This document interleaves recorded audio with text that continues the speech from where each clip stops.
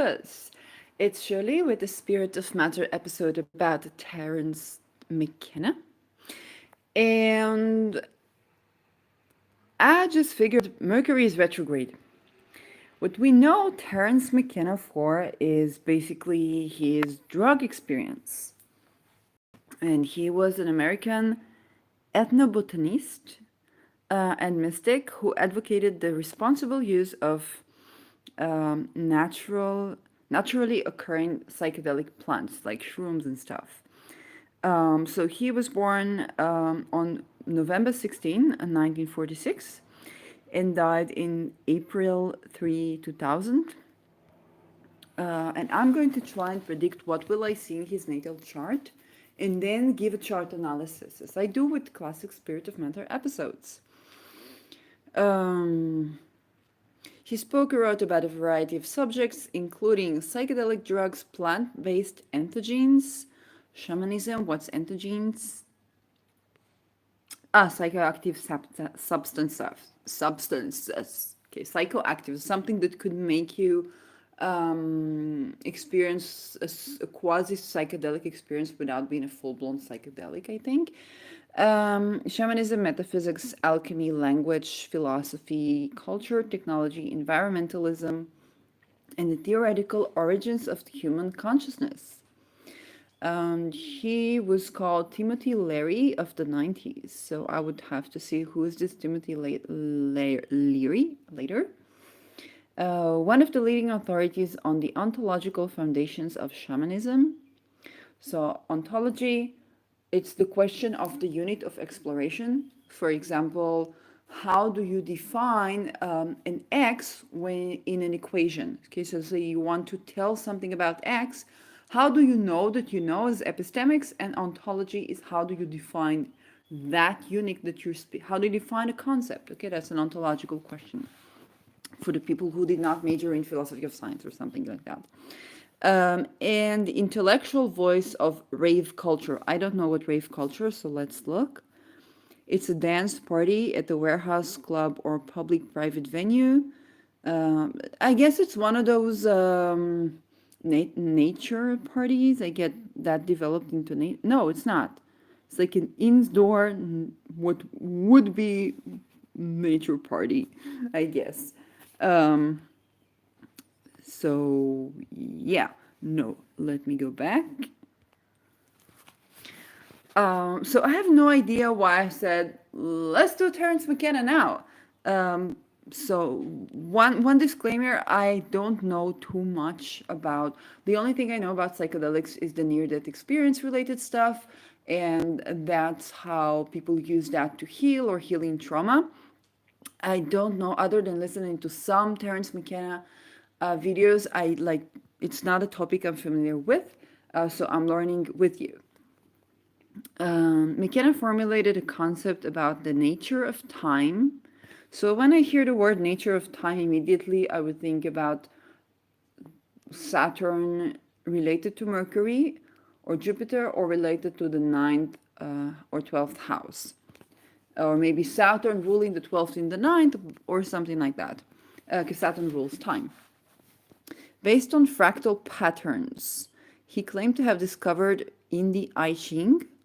So I'm one of the astrologers who didn't read the I Ching, or however you pronounce it. And yeah, I know it's a hole in my education, but it's just something I haven't gotten to yet. And he called novelty theory. Okay, so that would be very interesting. Proposing that this predicted the end of time and a transition of consciousness in the year 2012. I'm trying to think, did Neptune move somewhere in 2012? So I would predict something with Neptune. I know Neptune before Pisces, it was in Aquarius. So, but Neptune has been in Pisces for a while. Or not. Maybe it moved to Pisces?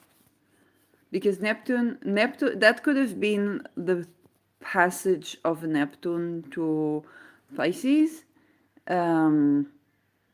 which is an outer planet, and this is a transition of consciousness indeed. But he probably had predicted that way before that, and so I don't know if the time frame is correct to say, oh, and when was that prediction? Like he could have had. I know I'm only 38, and I have Neptune in the first degrees of Capricorn. So the first degree of Capricorn. So I don't know if predicting his Neptune generation would be correct because he was born in 46.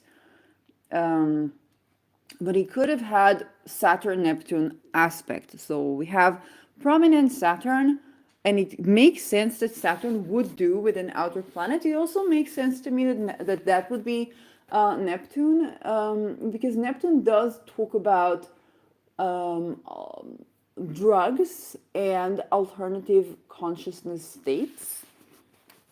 So I predict Saturn to have had an aspect with Neptune that is perhaps harmonious in his case because he is a person who delved into psychedelics and experienced that or learned how to experience and work with this energy in a way that he found effective.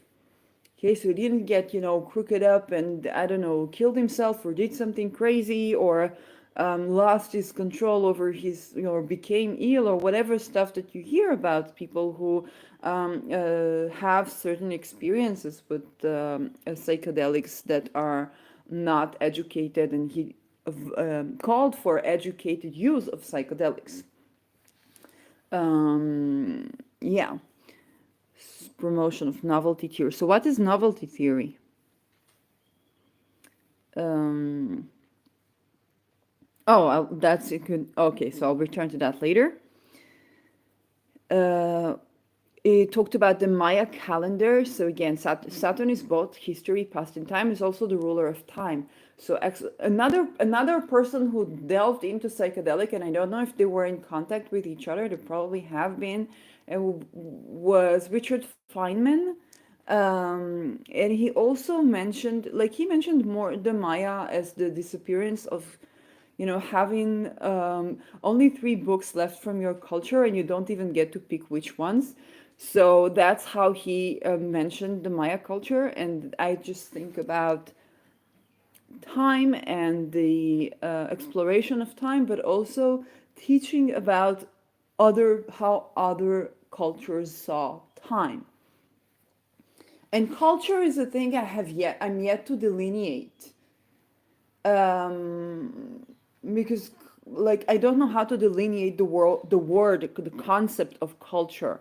It's absolutely not one of the, Aries or even Taurus or more personal planet rulers. I think it's probably something that is governed. The transitions in culture are generational, so it's at least outer planets, closer outer planets, if not trans-Neptunian, if not planets like Aries and Sedna. When we talk about ages, I think we're beginning to delve into like deeper stuff, or the nodes of the outer planets. And so I don't know how to delineate culture. It's probably, but I do know that's another Saturn signification there.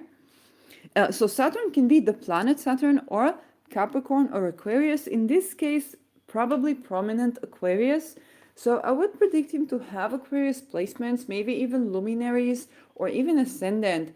And that's because relative to his time, he was bringing something, new concepts of time and new concepts of what should be done with time and new concepts of how we should teach and how we should use, in this case, psychedelics. And Aquarius is a lot about the, Saturn as doing something out of the context of its time. Okay, it's not just innovation or the future. People talk about Aquarius as future oriented. I often find that it is back to the future because it is Saturn ruled. So it's reviving something ancient as, I wouldn't say Renaissance because Renaissance is like something else, but um, reviving an ancient tradition and delving into his teachings in modern time. For example, the revolution with Hellenistic astrology and the way we talk about, everybody does whole sign houses, including myself. I find it comfortable and predictive. Um, and that is a back to the future thing. One of the prominent astrologers who, younger astrologers who exposed and made like the astrology podcast was Chris Brennan with the ascendant in Aquarius. Okay, so it's not that the Aquarius is about the future, but about the plays of time. Going back, bringing it to the future, going to the future, bringing it to the now. Because being future oriented supposedly is bringing the new timeline, but that timeline has something to do with something that has been ancient and is being revived as well. So this is why I would predict the McKenna also to have Aquarius placements.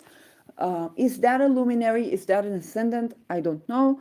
Or it can have what you would call a stellium in Aquarius, either in the 12th or in the ninth house.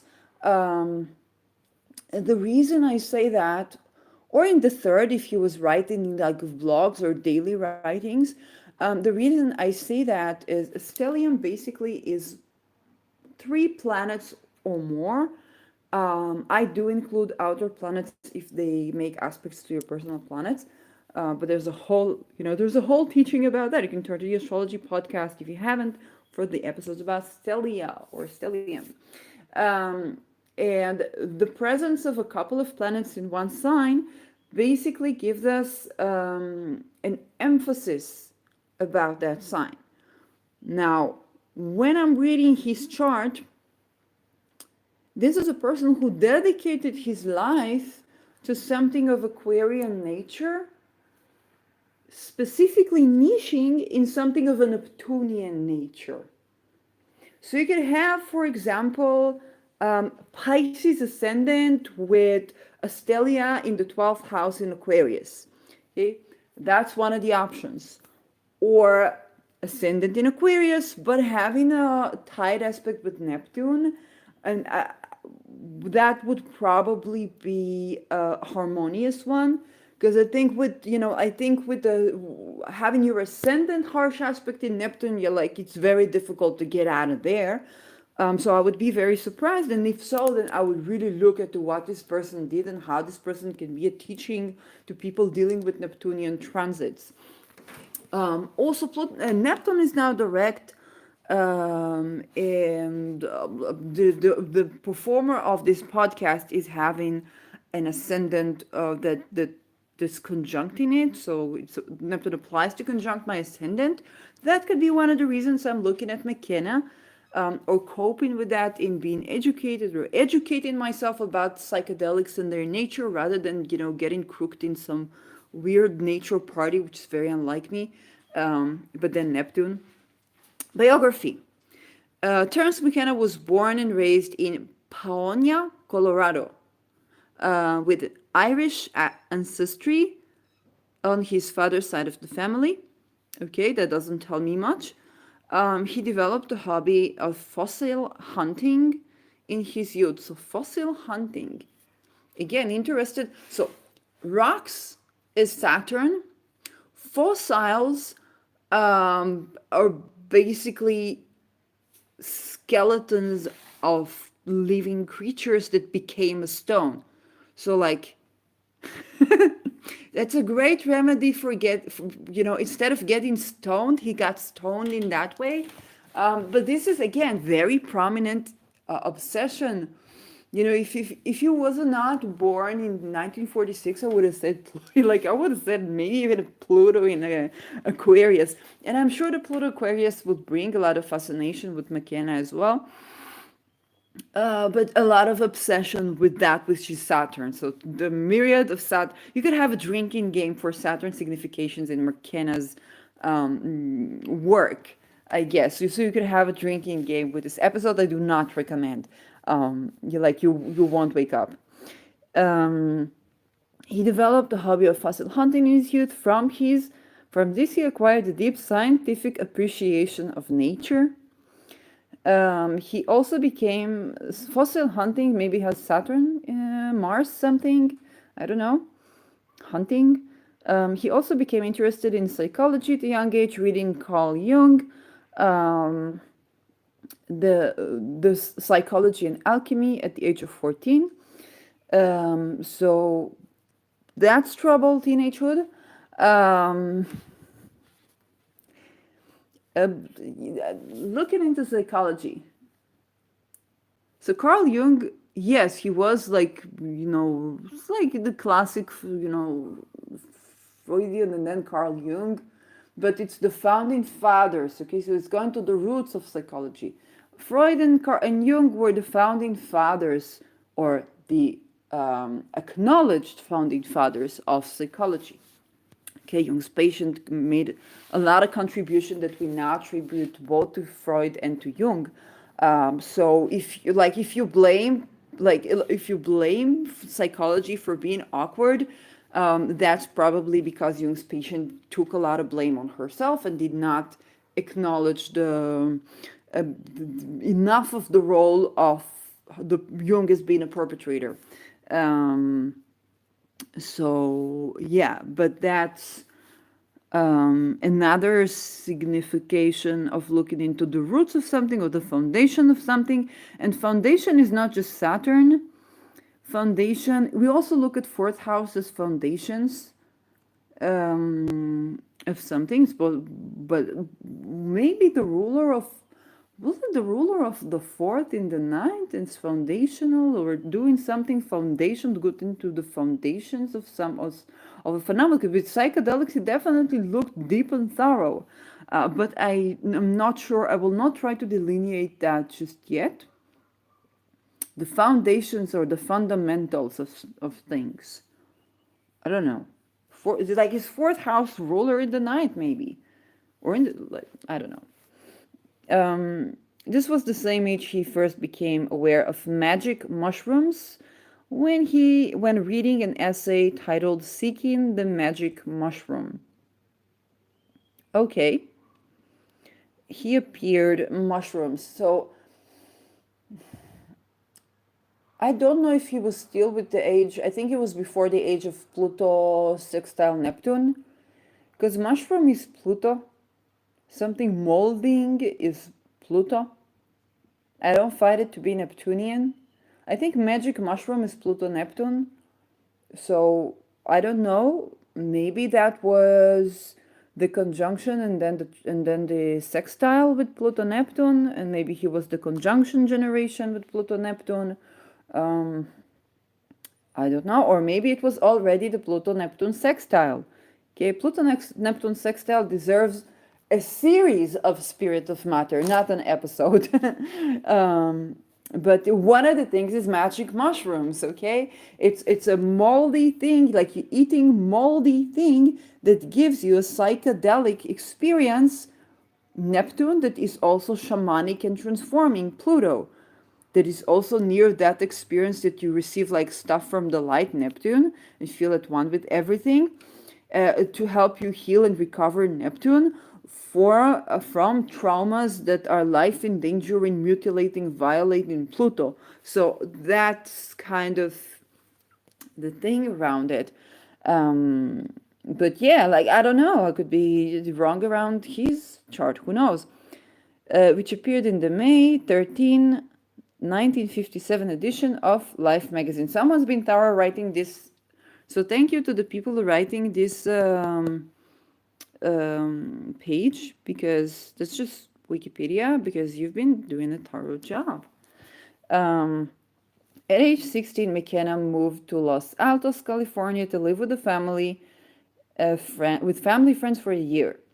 He finished high school in Lancaster, California.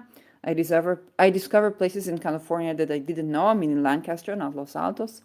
1963, he was introduced to the literary works of psychedelics through The Doors of Perception, and Heaven and Hell by Aldous Huxley, which is another person that I should do an episode about certain issues of the Village Voice when published, which published articles on psychedelics. So he got educated on psychedelics, and his interest was intellectual. That's definitely ninth house. Um, Now, there's something interesting about Jupiter and Neptune because Jupiter and Neptune modernly are considered, if you take modern, integrative, whatever you call it. So, traditionally, Jupiter is the ruler of Pisces and Sagittarius, and modernly, Neptune is the ruler of Pisces. If you bring these two together, I will not look at a chart that has something Pisces looking only at Jupiter or only at Neptune. I look at both. And there's something interesting about Jupiter as the ruler of Pisces. Because Jupiter is philosophy and Pisces is transcendence. As the essence of Pisces without Neptune, okay, what is Pisces? Is the ocean. Can you tell the ocean water from the ocean water? Hardly ever. Okay, there are beautiful shots of places where you see this type of blue transforms to that type of green, and you see one straight line, but that's the irregular. The usual is when you don't see the different shades of green and blue in the ocean water, or gray, depending on where you at.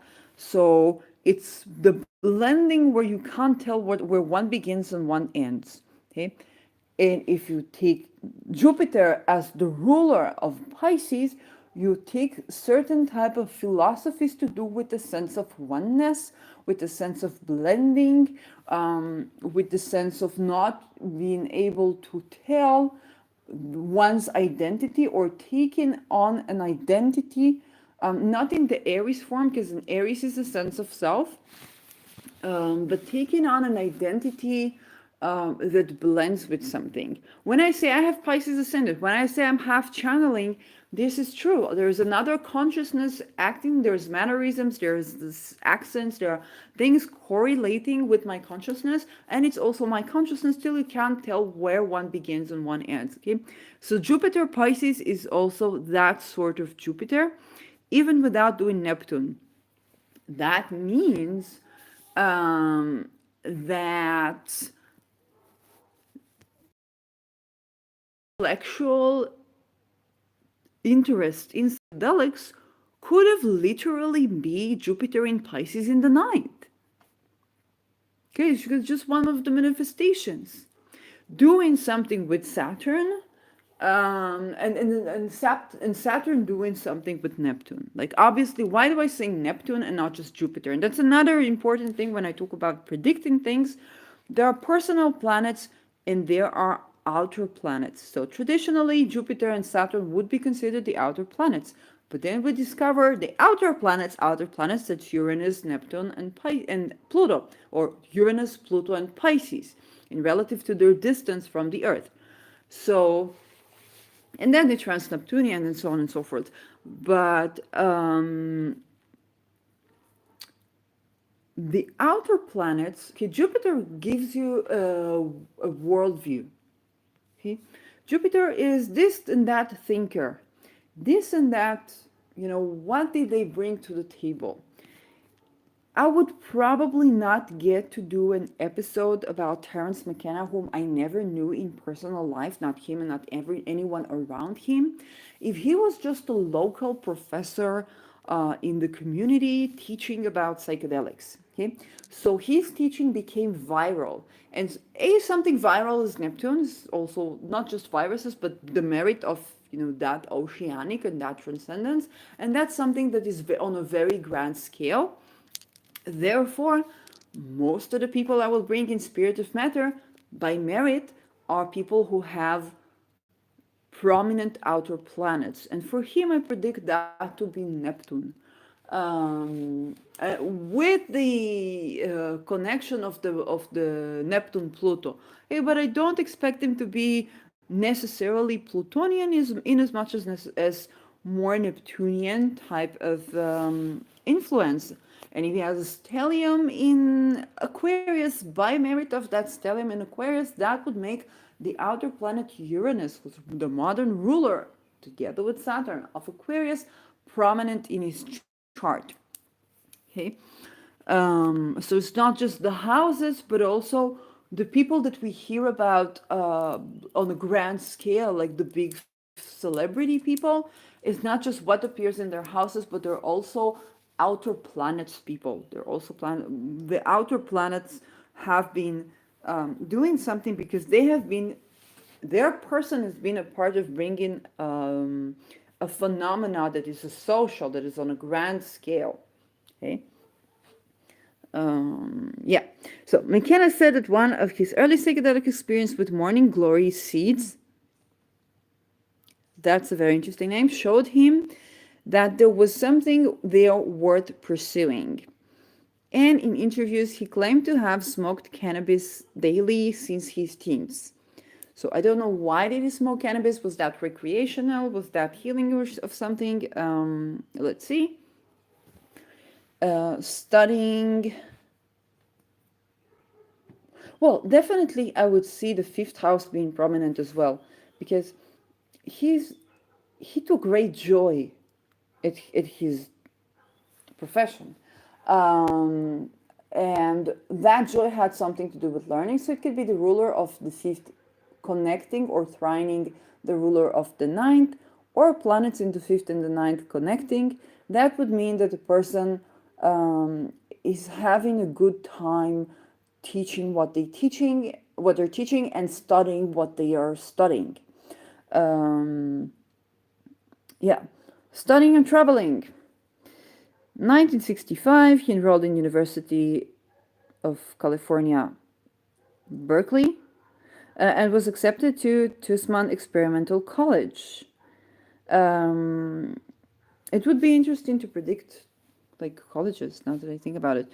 While in college, he began studying shamanism through the study of Tibetan folk religion. Okay. So again, prominent ninth house. Ninth house 12, that's always with spirit of matter, with anybody who is a thinker. But here, the ninth is prominent not because of Terence himself, but because he was studying another religion. So religion is very ninth. So this is something that I cannot just say, oh, well, there's something in the ninth and with the fifth and the 12th. No, the ninth is also prominent. So that Aquarius could be the ninth. The same year, which he called his Opium Kabbalah phase. He traveled to Jerusalem, where he met Caitlin Harrison, an ethnobotanist who later became his wife. In 1969, McKenna traveled to Nepal, led by his interest in Tibetan painting and hallucinogenic shamanism. He sought out shamans of the Tibetan Bon tradition, trying to learn about the shamanic use of visionary plants. Visionary is a key word for me. I think one of when I listened to McKenna, I think he talked about the type of psychedelics and the type of experience that they would give you. And he talked about seeing sights and feeling feelings, and feeling feelings more like the MDMA or healing from trauma. And then there is seeing sights. So his pursuit of psychedelics and his interest, as far as I remember, was visual. So clairvoyance, the clarity is to do with the luminary, especially the solar. Okay, the luminary of the moon is more like the feeling that you would get from a drug, or healing your psychology, or how you feel about reality. Solar is how you see the world, is how you see reality. And they both interact. For example, our eyes, if you cover one eye, you don't see the entire spectrum of something. But on a more, astrological level, we talk about eclipses, or we talk about full moon and new moon. We talk about changes of sight, how much can you see of something, and how that correlates to how you feel. Okay, having a dark moon, you do not see anything, not even the reflection of the sun, i.e. the moon, and therefore it's like the time of the void, you can receive stuff out of complete darkness. And so the psychological, the psychic, and the visionary and the luminaries are very tightly related. And that's another aspect of psychedelic. Therefore, I predict either we would have Sun with Neptune. It can be as simple as Sun in Pisces, but or Moon in Pisces. No, more like Sun in Pisces. He's a vision. His vision was what he was interested in, and so Sun Neptune here. Sun Neptune on a harmonious aspect. Okay, there's something that this person, instead of becoming, let's say, a drug addict and spending his life from penitentiary to penitentiary doing crazy things to get the drug, he actually found merit in exploring into learning, growing as a shaman through those things that are hallucinogenic, through those things that are Neptunian and Plutonian in nature. Um, so, yeah. Out of one of his Bombay to Aspen shipments fell into the hands of the U.S. Customs. Oh, he was smuggling stuff. I was working at Shish smuggler. Okay, sweet hashish. That's weed. I don't know the different types of weeds and stuff. I'm an aromatherapist, so that's my drugs. The rest of them, I'm just like, I don't know. He then wandered through Southeast Asia viewing ruins and spent time as professional butterfly collector in Indonesia. Butterfly? Professional butterfly collector. So, smuggling drugs is absolutely Neptunian, because Neptunian is also, Mercury is thieves. Neptunian, why was he smuggle is Neptunian? Because Neptunian professions are about the hidden and about leaking stuff. And you would say Mercury is in a way a fractal of that, right? There could be Mercury as a fractal of Uranus, as in the thievery of breaking the rules and trickster. But then there is also the trickstery that on the larger fractal is Neptunian, as Neptunian plays with reality and thievery relies on plays and games with reality as well as humor. So those two are very much related. So yeah, but I still think that smuggling drugs particularly can be Mercury Neptune. Of course, Mercury is prominent in discussing about Neptunian stuff. Um, uh, yeah. Well, he wondered, and then butterfly collector. I don't know what planet rules butterflies, so I'll have to look into that. Butterflies is a very transient living creature that has cyclicity. And I know moths is probably Plutonian or Saturnian, but butterfly has a very short lifespan. So it has to be even like the moon, maybe the moon, because it's cyclic, it transforms, and it's very beautiful, but it's short-lived. Okay, it's something that is short-lived. So perhaps the moon.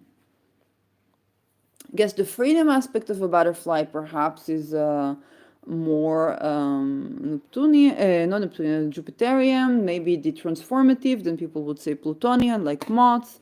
But the transience of it was probably either Neptunian, because I think about fishes. So I don't know what fishes are governed by Neptune. Is it like the fish and whales and stuff, the sea mammals, or is it like small fishes that you would have in an aquarium, and the shopkeeper would tell you that next week you're going to be back to buy new ones? So maybe, I don't know. After his mother's death from cancer, he and his brother Denise and 3 friends traveled to Colombian Amazon. So a ton of traveling, and traveling with siblings. traveling with siblings. Siblings is the third house. And the brother, would the brother be Mars? Because I know the sister is Venus, so I don't know in terms of planets prediction. And a ton of traveling. Yeah. But I think this is not just ninth house traveling. I think it's also 12th house traveling. He was living in the United States and he traveled to faraway lands. I mean, even Israel is in 12 to 18 hours flight from the places he was traveling to. And he was traveling to Tibet, to Nepal, Colombia, and Amazon. Yeah, I don't know. Like it can be ninth house, it can be something with the 12 too. Like the travels themselves in search of plant okohe, plant preparation containing DMT, like dimethyltryptamine. I managed to read that when Mercury is retrograde. Instead of that, they found full gigantic psilocybin. Psilocubensis, it's that psilocybin? No, psilocybecubensis, that's psilocybin, no? Mushrooms, which became the new focus of expedition. So again, they discovered the new land by mistake. In La Correra, at the urging of his brother, McKenna was the subject of a psychedelic experiment. So that's an interesting relationship with the brother there. Probably a Uranus involved, I think, because Neptune is one thing, but Uranus is the kind of, it's like, I think it's even a Uranus Mars between them. There's a Uranus Mars between them, or which he would have probably in his chart. Maybe you had a Uranus in the fifth house or Neptune in the fifth house or something like that, because you think about the relationships when one says, I kind of like this, let's see what this weird plant does to your psyche and if it kills you. And the brother says, yeah, you should try it on yourself then. And he goes like, yeah, of course I will. So that's very Mars Uranus. Experimentalism is very Uranus. In the okay, the brothers attempted to bond harmine, which is a psychedelic compound they use synergistically with the mushrooms, with their own neural DNA through the use of set specific vocal techniques. Okay. They hypothesized this would give them access to the collective memory of the human species. Oh, they wanted to hack into themselves, like, oh, and would manifest the alchemist philosopher's stone, which they viewed as a hyperdimensional union of spirit and matter. I don't know where to begin in terms of prediction. Union of spirit and matter. You know what? I think about something in the 29th degree of the 12th house. And why am I saying that? Maybe at around 29th degree of the 12th house. Why am I saying that? Historically, the houses above the horizon, so from the descendant to the ascendant, were considered the more spirit or mind section of the chart. And no, this is not a Cartesian, that would be a misunderstanding to see that as a Cartesian view of the body-mind question or spirit and matter. It's just that the non-dualism would be more correct, and spirit governs the upper hemisphere of the chart. The lower hemisphere from the ascendant to the descendant is considered the body or the carnal or the matter, material aspect of the chart. And so the incarnation of spirit and matter can be either something right,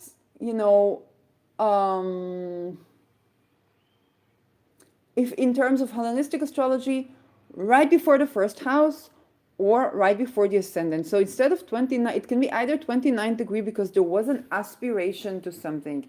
They aspired to that place, okay? It's not that they predicted that place, they aspired to that place. So that can be a Rahu on the 29th degree of the 12th house. And why am I saying the 12th house? Because normally you would probably say, well, isn't that the descendant degree? And the descendant degree, while it is the connection from body into spirit, is the seventh house. Okay, and the seventh house is about the other. While maybe a Piscean seventh house can give you the other in dimension and time. I don't know how true that, but the 12th house, or the passage from the 12th house to the first house, is from that which is invisible to the rising, okay? That which is the house of the rising, okay? Before the sun shines, before you actually see the sun, the sky already begins to change their color. And so this is a good reasoning for the house division. For example, if you're ascendant, I don't know, 29 degrees Leo, okay? Then right from the very first rising in Leo, or right from everything entering the first degree of Leo, the sky would change their color to what would be the equivalent, the metaphorical equivalent of our experience as the first house. And therefore, the house division of whole sign houses has merit, even in the Western tradition. So I do expect that to be the 29th degree of a sign, which would mean the 29th degree whole sign house speaking, right before we end the 12th house, which is that which is the void that they were trying to tap into.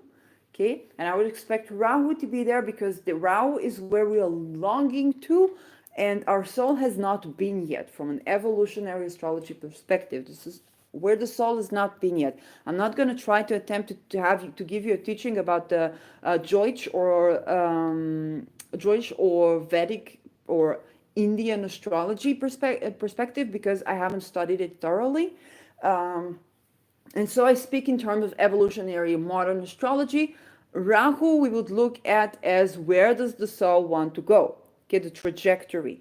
And this is a place where the soul has not been yet, where Ketu is where the soul has been, and we actually need to let it go because we've did that. Our soul has done that in past incarnation.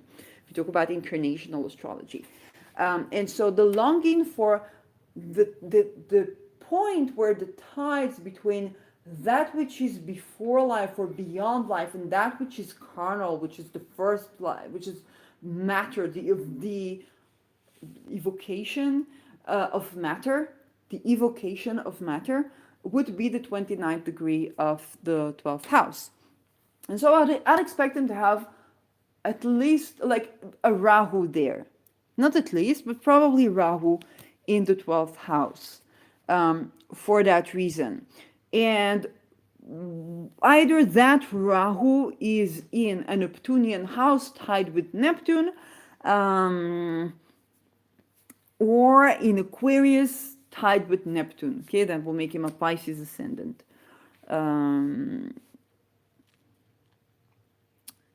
Okay, because he was looking to see where it's kind of like looking into the horizon. It's like, where is the point where we can say this is the horizon? Astrologically speaking, this is the rising sign, but when we talk about our earthly experience, you try to find the point where the water meets the sky. Okay, and that's how I feel about this quest.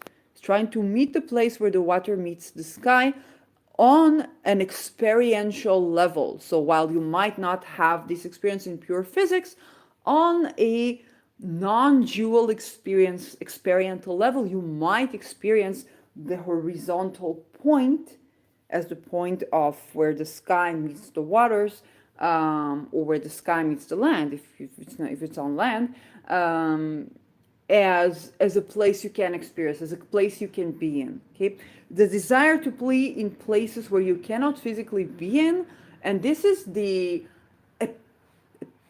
epiphany. I forgot the word for that desire. Okay, it's not infinity, but it's also um, not eternity. Okay, it's the desire to make eternity local and to tap into that which is transcendent at the same time. Um, 1972, he returned to Berkeley to finish his studies, graduated in shamanism, that we said, began a relationship with the future wife and mother of his children, Caitlin Harrison. Soon after graduating, he and Dennis published, his brother, a book by their Amazon experience, and that was when Amazon was referred to as the forest. The Invisible Landscape, Mind Hallucinogens, and the I Ching. The brothers' experiences in the Amazon were the main focus of McKenna's book, True Hallucinations, published in 1993.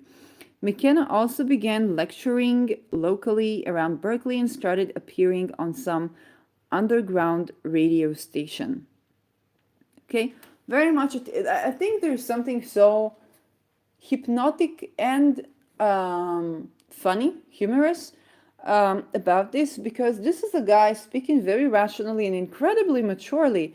When I looked at when he graduated from school, he married his wife and began a family. This is a very mature, traditional passage of life. It's like a very responsible person about something that is completely out of the ordinary reality. And that's an interesting Saturn-Neptune combination that I find in him. So one of the quotes that I remember from McKenna is that I don't remember word by word, but he said, your use or your interest or your delving into psychedelic or hallucinogen drug should start at the library. And yeah, but like you gotta appreciate that. It's not your teenage experience of a person telling you to try this and that and that and that and this and that and that, just because it's fun, just because it's provoking. It's like, no, you should get educated, you should do that correctly. Okay? It's indoctrination around the cautious use of something that people often use to in a phase of their life or in a time of their life where they seek escapism, where they seek to be rebellious in a way, to try this, to try that. Oh, you're not supposed to do that. Oh, let's see if that mushroom, if I eat it, what happens? Okay, so it's the kind of those things. But for him, it was very mature, very teachy about that. Okay, very Saturnian about something that's usually rebellious. So that's interesting. Psilocybin mushrooms cultivation. So they developed a technique for cultivating psilocybin mushrooms using spores and brought to America from the Amazons. Because they had a business. In 1976, the brothers published what they learned from the book Psilocybin, the Magic Mushroom Grower's Guide, under the pseudonym O.T. Oss and O.N. Ulrich.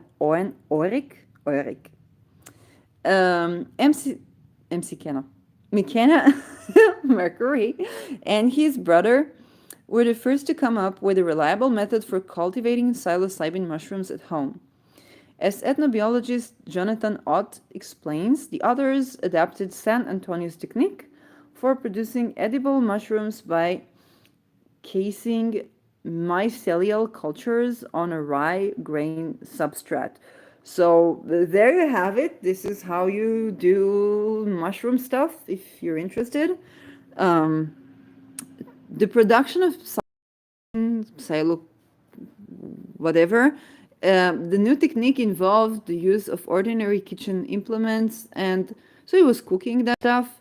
And for the first time in lay person was able to produce a potent endogen in his or her own home without access to sophisticated technology, equipment, or chemical supplies. So then it's a very Aquarian thing. We want the masses to have that. We want it to be an everyday, ordinary experience of people for mass supply. Okay, we don't want to make it too complicated for you. So simple technology. He revisited edition. The revisited edition was published with the Magic Mushrooms Grower Guide had sold over 100,000 copies. So it was a bestseller, a writer, prominent Mercury, stuff like ruler of the third in the 11th, ruler of the ninth in the 11th, because this is books and not vlogs. But it can also be related to the third because the book is something you write every day.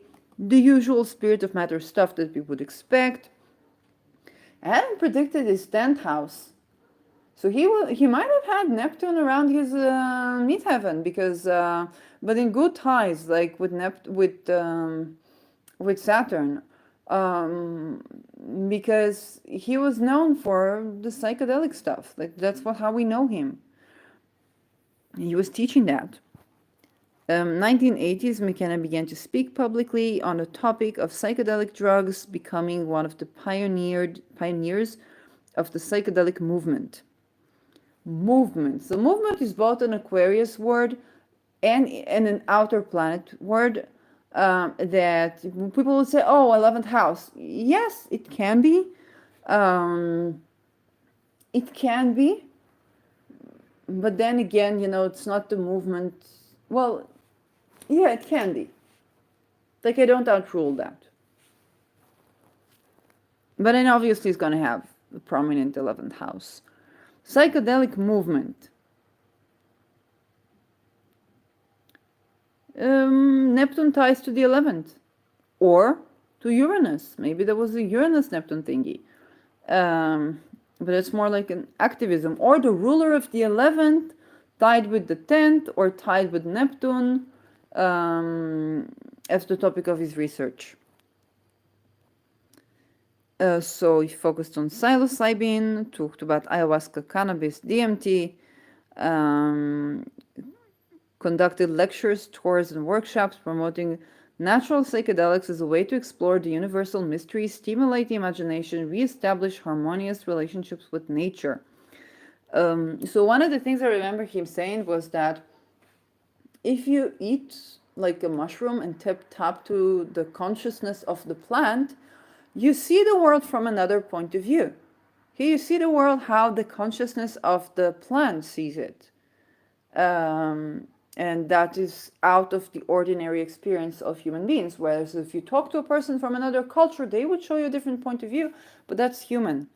So it's again this aspiration to the 12th that is beyond the ordinary. And this is definitely around the 12th, like absolutely around the 12th, but also around the 12th, I think the 29th. Because it's not just the 12th. It's just the 12th of the 12th of the 12th. It's like to be a wise man of the 12th. And that was where his soul was leading him to. And that will make Keto in the 6th. So that's also interesting.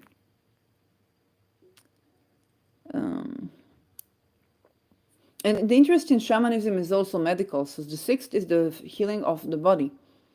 I don't know. Felt the presence of direct experience as opposed to dogma. So experiential learning by experiencing. Learning by experiencing can be a lot of Mercury Aries, because Aries is the head of the baby. It's the impulsive, active Mars. It's actions, learning by doing. And it's not, while it can be Mercury in Scorpio, because Scorpio is the experiential, some shamanistic, kind of a thing. It can also be learning by doing in the sense of like, and Aries also throws themselves into an experience, okay? So they throw themselves into whatever they're doing, to experience it hands-on rather than um, having somebody else teach them. Okay, they learn by applying. So that would probably be, it can be Mercury in the second or in the third, Mercury in Aries, or Mercury in Aries anywhere. Can it be Mercury in Scorpio? Probably yes. I don't know. Like it can be, but definitely it's a Mars governed Mercury. That I believe is true. Or having aspects to Mercury by Mars, which is another possibility. Just speaking about Mars, and we have again the planes. Music in the sky.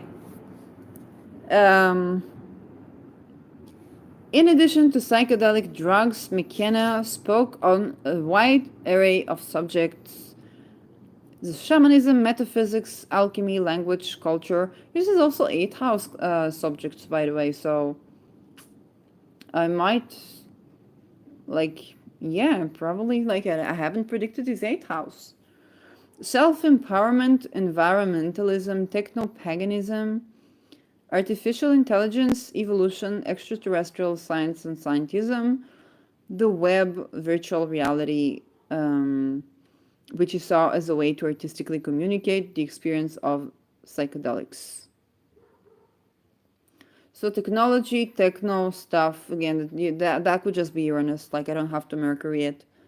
And aesthetic theory, specifically about art, visual experiences, information representing the significance of hallucinatory visions experienced under the influence of psychedelics. So the aesthetics of psychedelics.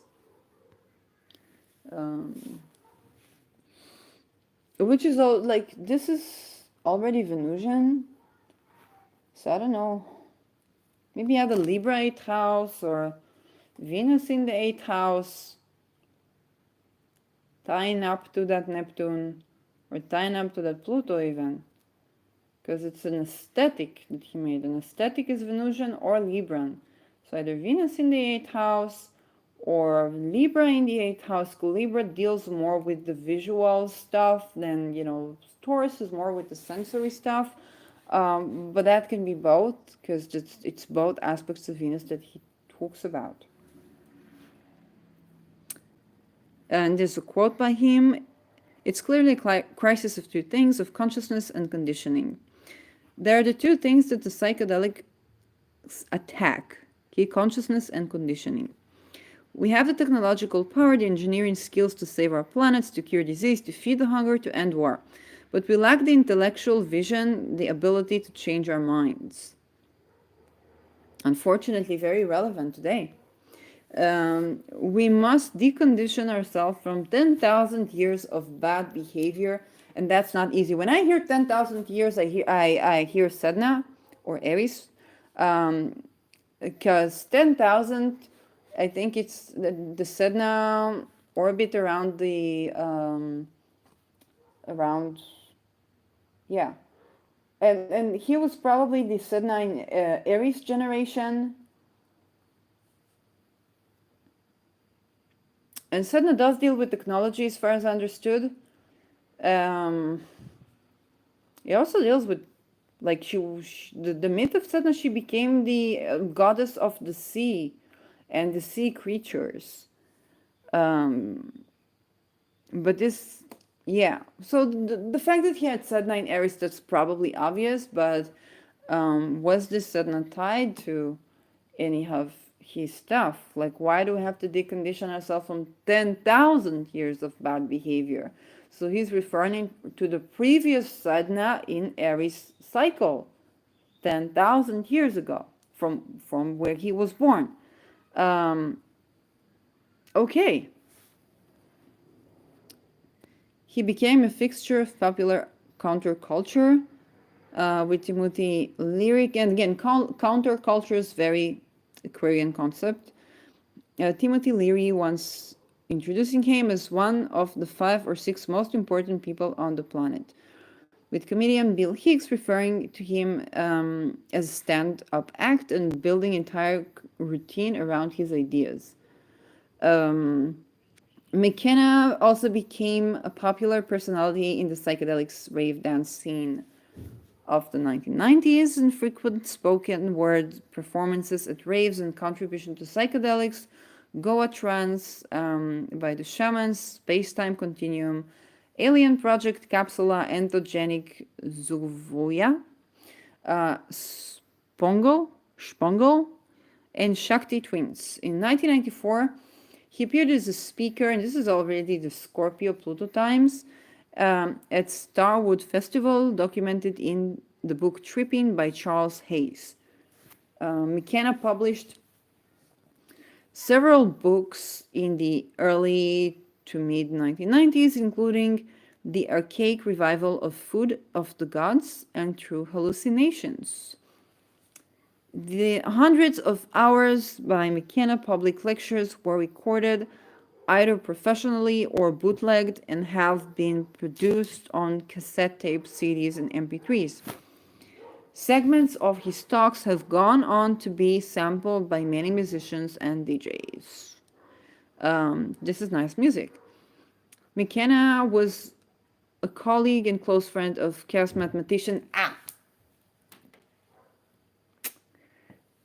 Okay, who's coming up next? Ralph Abraham, and I should definitely honor them. And author and biologist Rupert Sheldrake. He conducted several public and many private debates with them in 1982 until his death. I don't know what the debates, they were known as trialogues, and some of the discussions were later published in the books Trialogues at the Edge of the West and the Evolutionary Mind. I definitely need to read this. Like this could definitely be hallucinogenic to me as a person who is healed by learning about chaos theories or chaos equations. It definitely improves my moon. Of course, my moon, because Uranus is in conjuncting my moon. Botanical Dimensions. 1995, McKenna founded Botanical Dimensions with his then wife Caitlin Harrison, a non-profit ethnobiological preserve on the Big Islands of Hawaii, established to collect, protect, propagate, and understand plants of ethnomedical significance and their lore, and appreciate, study, and educate others about plants and mushrooms. Felt to be significant to the cultural integrity and spiritual well-being. I believe it's true. I guess a lot of the green witchery today is probably a part of that. So yeah, the contribution of plants, which is another Saturn thing, because Saturn rules agriculture. 19-acre botanical garden is a repository containing thousands of plants that have been used by indigenous peoples in tropical regions, including database of information related to their purported healing properties. Wow. McKenna was involved until 1992 when he retired from the project following his and Caitlin's divorce earlier that year. Caitlin still manages Botanical Dimensions as the president and project director. After the divorce, he moved to Hawaii permanently. So divorce is ruler of the fifth house, of the seventh house with Uranus, or Uranus in the seventh house. I don't think that's necessarily relevant to his contribution in life, and it's not a tabloid page, so I don't address that and I don't predict that.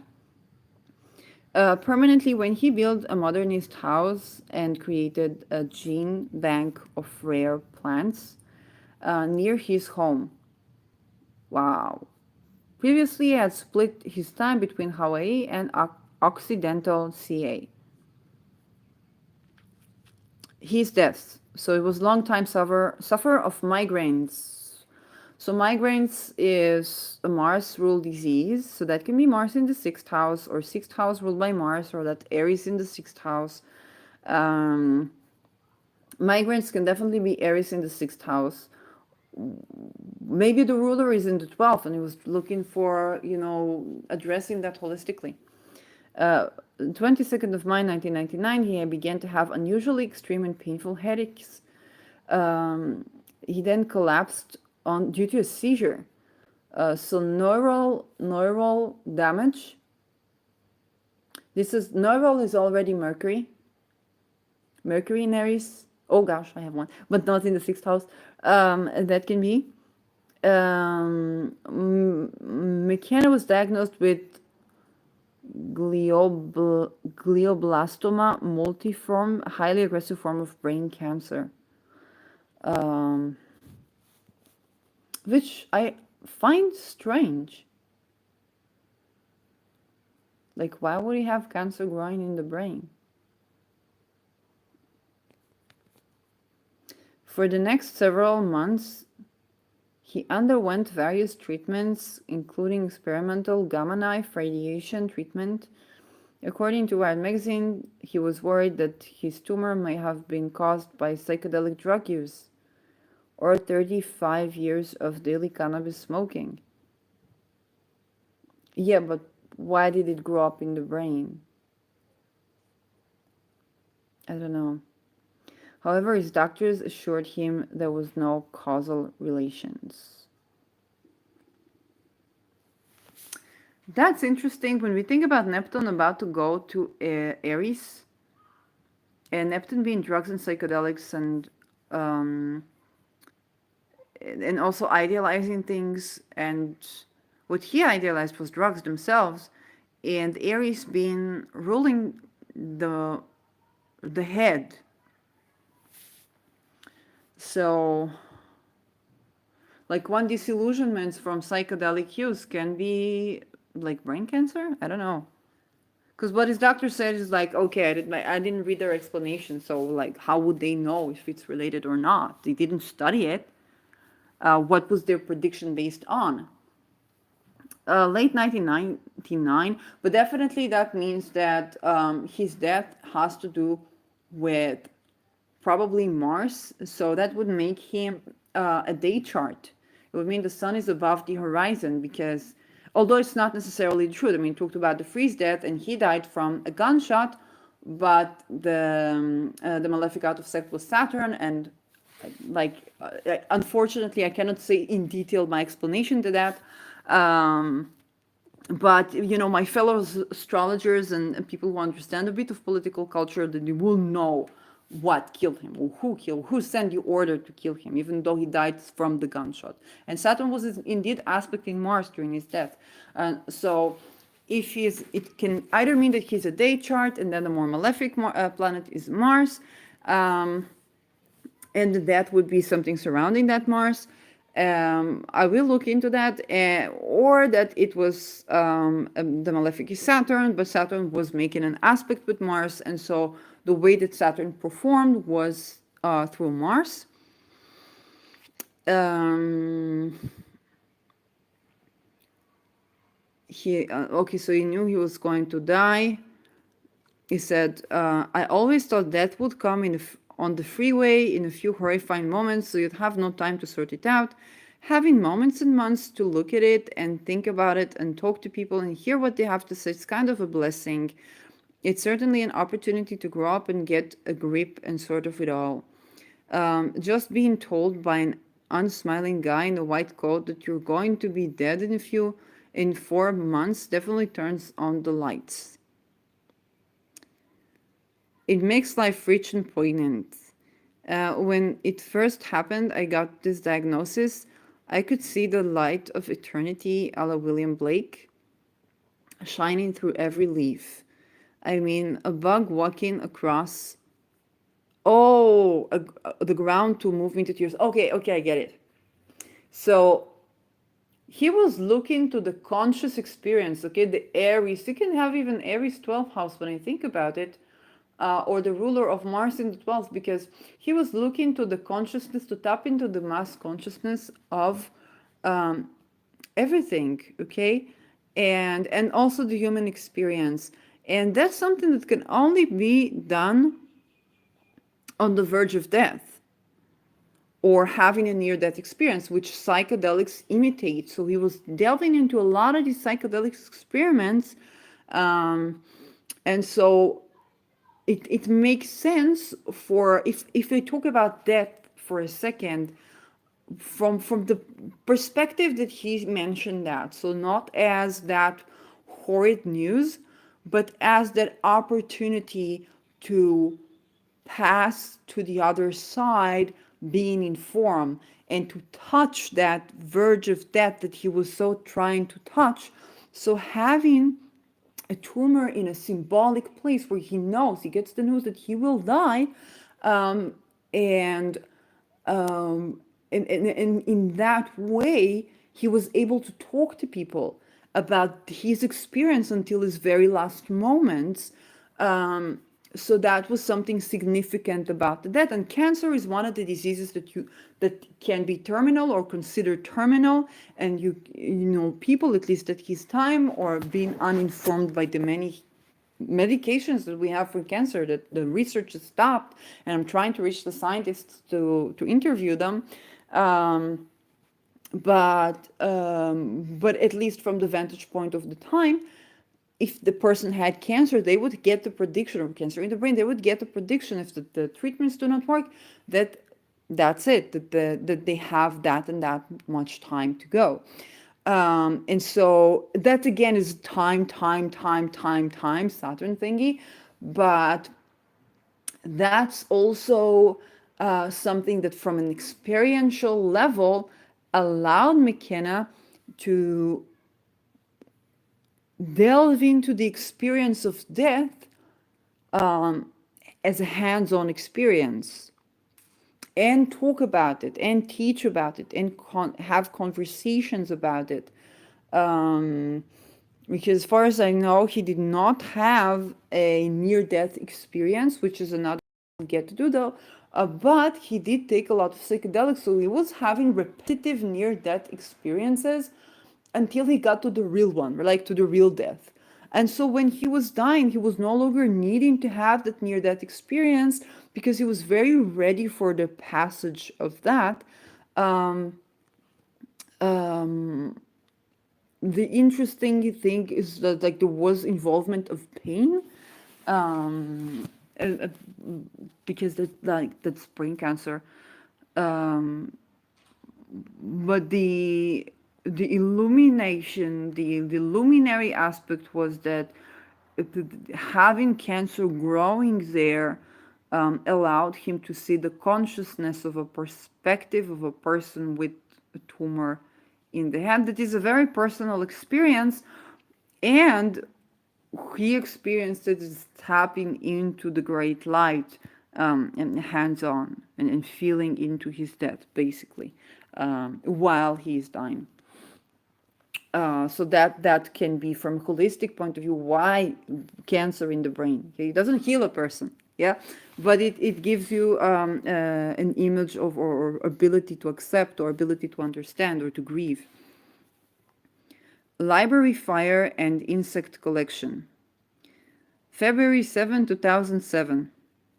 McKenna's library, over 3,000 rare books and personal notes, was destroyed in a fire at the Esalen Institute in Big Sur, California. An index of McKenna's library was made by his brother Dennis. His daughter and artist and photographer Clea McKenna subsequently preserved his insect collection, turning it into a gallery installation, and then publishing it in the book of The Butterfly Hunter. Featuring her selected butterflies in terms of time are very interesting, because well, first of all, butterflies are very much linked with chaos theory, the wing of a butterfly and causing that and that effect, and so on. So the butterfly effect of Susanne. So chaotic dynamic, nonlinear dynamics of time, stochastic, chaotic, whatnot. And another thing with the butterflies is very transient. So it's like the flapping of a wing of a butterfly is that moment. And he was trying to touch the experience of that wing of a butterfly thing, and he was talking about that in the same way. It was like, oh, you won't have the time to sort it out, but his type of that allowed him to touch the wings of the butterfly, the flap of the wing of a butterfly, to make a close up on that moment and to extend it across time, so that he can observe and absorb and experience that, which is a lot what near death experience and psychedelics do. So psychedelics, speaking in terms of exploration of the experience of time, uh, of that brief moment in an experiential way, that actually grants healing and light to the person. So it's experienced as something that, in retrospective, is positive regarded by people who take psychedelics, by people who had near-death experiences. And we get the preview of that when Terence McKenna is dying with cancer in the brain and talks about his own state. From a set of over 2,000, okay, his collections, he had intensively studied Lepidoptera and entomology. What the heck? What is it? Oh, the order of insects that includes butterflies and moths. Oh, so he studied that moth and butterflies. Interesting. In the 1970s, when he was still collecting, he became quite squeamish and guilt-ridden about the necessity of killing butterflies in order to collect and study and classify them. And that's led him to stop his entomological studies, according to his daughter. So, thought, psychedelics, I think that's pretty much the self-explanatory part. Experimenters should be very careful. One should, again, careful, caring, care, Saturn, anxiety, care, Angst, okay, the German word Angst. Or I guess you, on a religious term, you would say God-fearing, but it's like to have that Angst before. It's anxiety, but it's kind of a reverence, I guess. Reverence is the word in English. One must build up to the experience. So this is a gradual, and you have to have dedication. These are bizarre dimensions of extraordinary power and beauty. There is no set rule to avoid being overwhelmed, but move carefully, reflect a great deal. And always try to map experience back to the history, and again Saturn, of the race, and the philosophical and religious accomplishments of the species. All the compounds are potentially dangerous, and all compounds at sufficient doses or repeated over time involve risks. The library is the first place to go to. That's the part I talked about when looking into taking a new compound. Okay. He talked about heroic doses, which he defined as 5 grams of dried psilocybin mushrooms. That was what he recommended. Taken alone on an empty stomach, in silence, in darkness, with eyes closed. So he was trying to bring the shamanic experience to everyday person. Shamanic experience, poof. Shamanic experience. I'd go for Pluto. I will go for Pluto. And the everyday, because shamanic is something that transforms you, and there's diligence in that, and there's, yeah. And the everyday thingy, Pluto to everyday experience. So, may have had Pluto in the 3rd house, or a connection between Pluto and a planet in the 3rd house, okay? Something that you can practice on a daily basis, cautiously, intentfully, and study that and map that. So that's the Pluto part of the Neptune-Pluto. Again, darkness, eyes closed, although that can be Neptune, but really trying to have a setting for the common person, or how should I say it, a mundane setting for the shamanistic experience that you can experience. This is something that reminds me, you would laugh at me maybe, but it reminds me of Kant. Why? The Aries. So Aries is prominent here. Why? Because a movement is Aquarius, but the teaching is Aries. Now we have Jupiter in Aries, so maybe he had Jupiter in Aries. I don't know. And Aries, what did Kant say? Kant say if you retreat and you turn into yourself and into logic, you can study logic good enough to acquire access to God. And Kant was a priest, okay, he was trained to be a priest. And he believed that you don't need a priest to communicate with God. What McKenna said, which I absolutely adore him for, you don't need a shaman to access the shamanic experience. Okay, you can have a hands-on experience. You need to study, you need to be cautious. Okay, then Kant also said it. You need to get into logic. And if you try to read Kant in German, which I did, you understand this is not a simple mission. So there's something paradoxical about his belief that every person can do that, and the actual difficulty of that. I guess Kant would. I have Mercury in Aries, and one of the pitfalls that I had to reconcile was being considered ableist simply because I believed everybody can do what I do or think the way I like, conceptualize the way I conceptualize. And I realized that I was not. I was basically just trying to keep myself humble. I was being considered ableist because I believe that everybody can do this when they can't, and that's just assuming ableism. Um, and that's a logical fallacy that I had for years, and I think Kant had as well.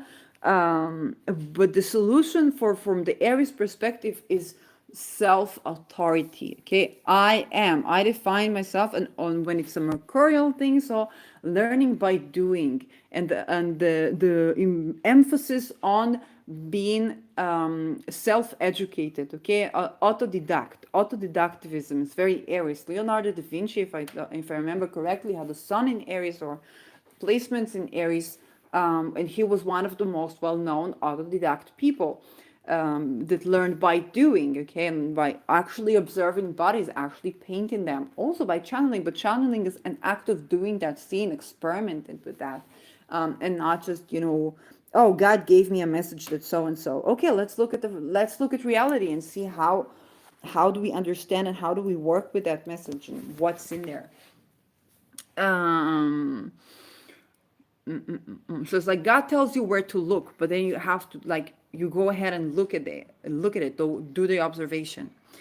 Um, and so what McKenna says is, if you go and study and learn by yourself, you don't need to have a shaman facilitated drug drug experience. Okay, you don't have to depend on an authority to do what you do. And as we are approaching Rahu in Aries, which is the sense of self, the I am, and in terms of learning by doing, Jupiter in Aries is already learning by doing. Is the hands-on experience that leads to a philosophy. What a philosophy of hands-on experience, applied philosophy of science, for example. It's very much Jupiter Aries. And Pluto is approaching Aquarius.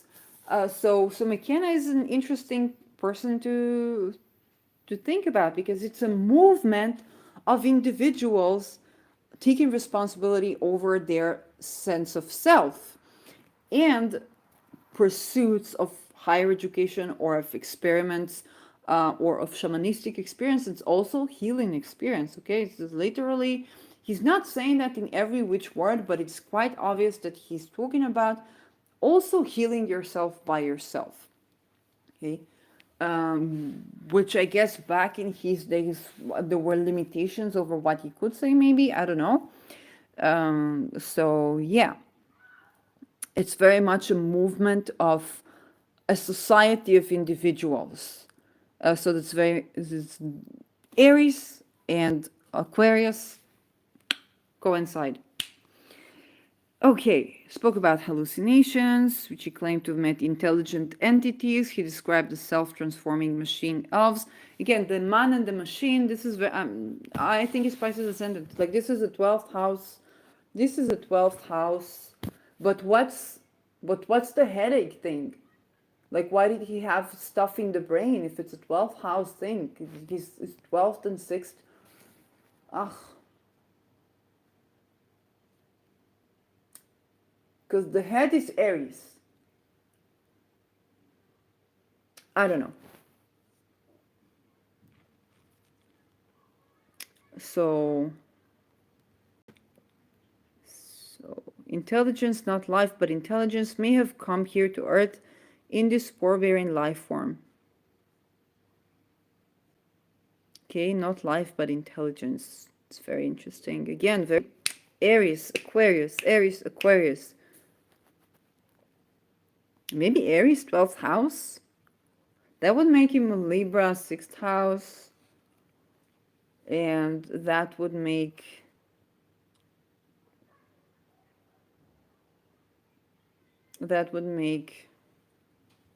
Aquarius the 11th house.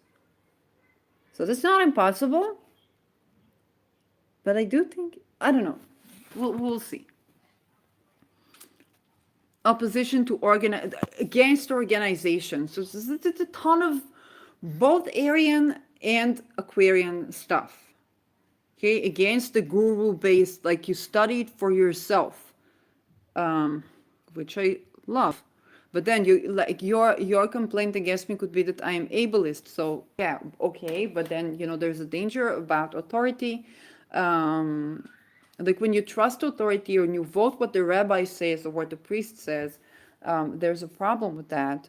That like I don't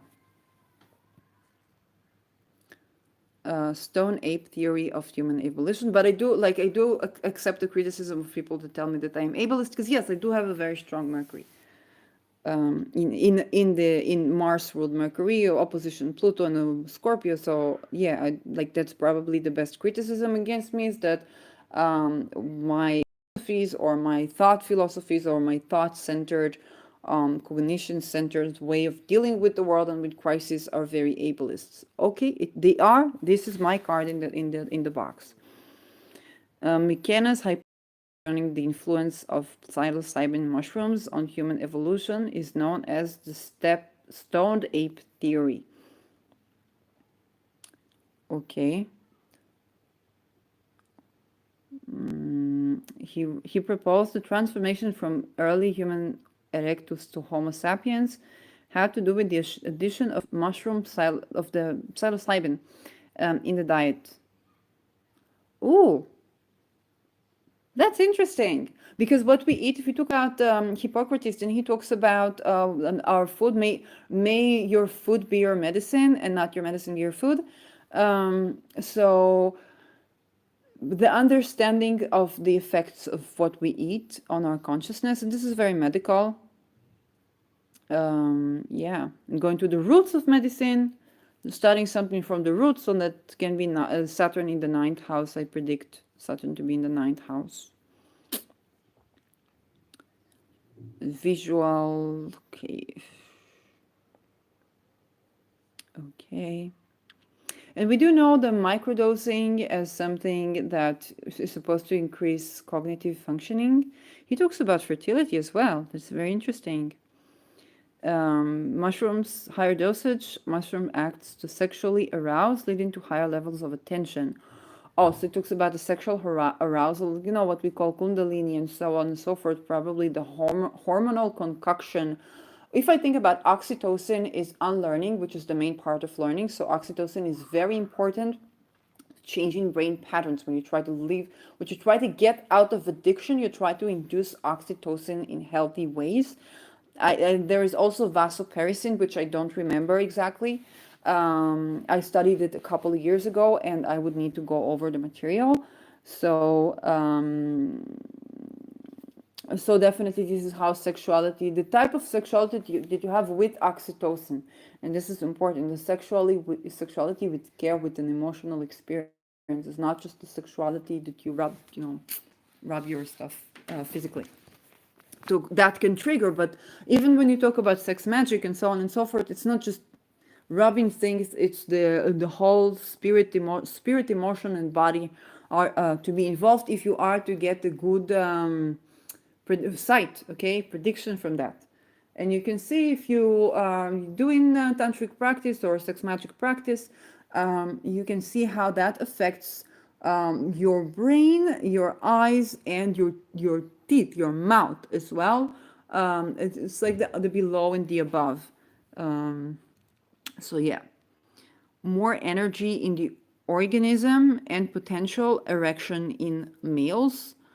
Okay, so it's like helping people to get an erection, rendering it even more evolutionarily beneficial as it would result in more offspring. This is interesting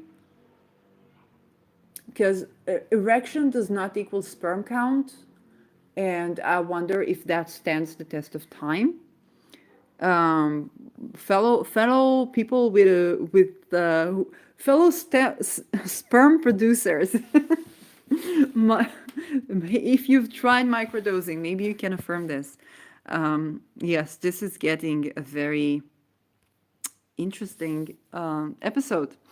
At even higher doses, he proposed that mushrooms dissolves boundaries, promoting community bonding and group sex activities. Perhaps, I don't know if that stands with safe, sane, and consensual.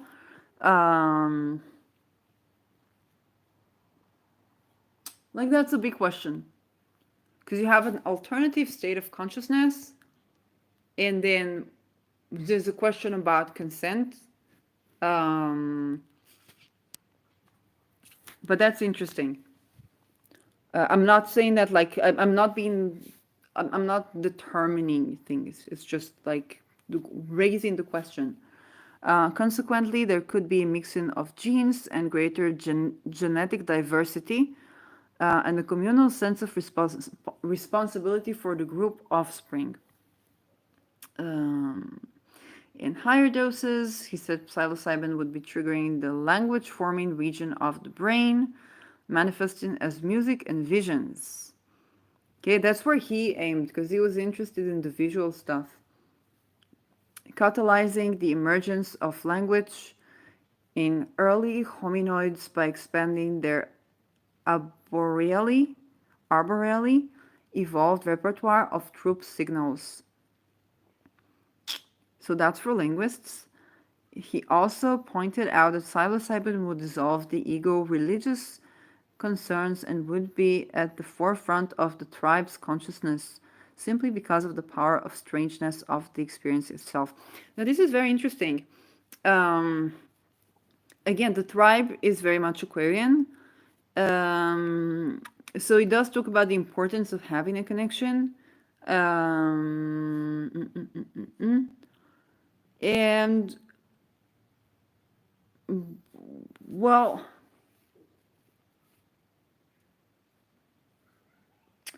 this is where Neptune gets weird because it can be an illusion of that connection. I know that the 60s and the 70s they were hyped as this open love thingy. We had in Israel a great author named Jonathan Geffen, who had a book about these years, and he also spoke about basically the sexual misconduct, and I don't mean that in religious terms, I mean that in pro Me Too, but he wrote that way before the Me Too, talking about a lot of sexual violence committed and being involved with high doses of those hallucinogenic stuff. And therefore, I raised the question because, yes, the experience of having a genuine sense of connection that everyone experiences and is happy with the results. And then they might think, well, oh, that was awkward, and that you can, Venus is in Aquarius, square in Uranus right now, so that's awkward sex. So you can say, oh, I had a great awkward sex with someone that right now, when I'm sober, like we're not drawn into each other. But when I get into this alternate state mode, then we can enjoy this experience. The disillusionment or downside can be sexual violence. and quite traumatic experiences for people. So that's something, like he presumed plenty of equal people having a sense of connection. Does that hypothesis stand the test of experiment? Big question. In the current society, we are not able to test it because, to begin with, there are structural diversities in level of power, which is not the kind of diversities that we would prefer to have a good experiment that we can derive data from. People can speak for that not to have implications if they weren't satisfied or didn't like the experience or didn't want to do it again. According to McKenna, access to the ingestion of mushrooms was an evolutionary advantage to human omnivores, hunter-gatherer ancestors, also providing humanity first religious impulse. Whoa. And this goes to Jupiter, the ruler of Pisces, versus Neptune, okay? Because Jupiter is religion. He believed psilocybin mushrooms were the evolutionary catalyst from which language, projective imagination, and the arts, religion, and philosophy, science of all humanity and culture sprang. So definitely there's an ideation of plants. Like I can think about a couple of mushrooms sitting there and thinking, are you serious? But okay, that he experienced it hands-on. Criticism. So the criticism, well, while it's interesting, I don't know. To talk about human sacrifice and civil, like the dark aspects of those ages and the problem, yeah. And talk about violent behavior. So again, the violence, the violent part of humanity is being the critic against him. This has been argued that psychedelics do not necessarily suppress the ego and create harmonious society. Abso-fucking-lutely.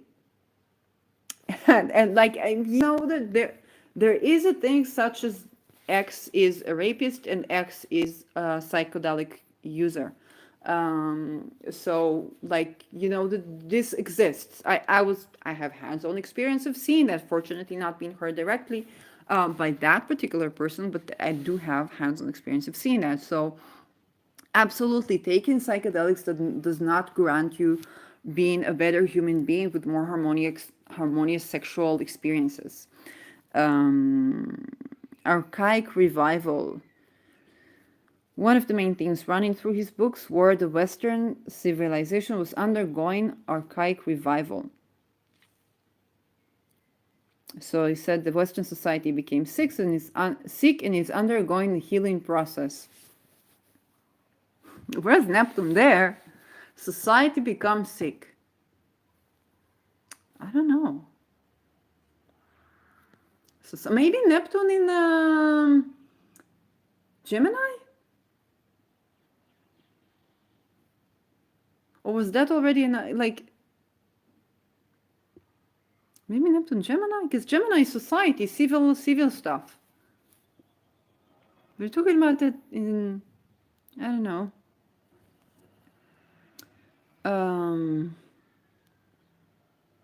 Yeah.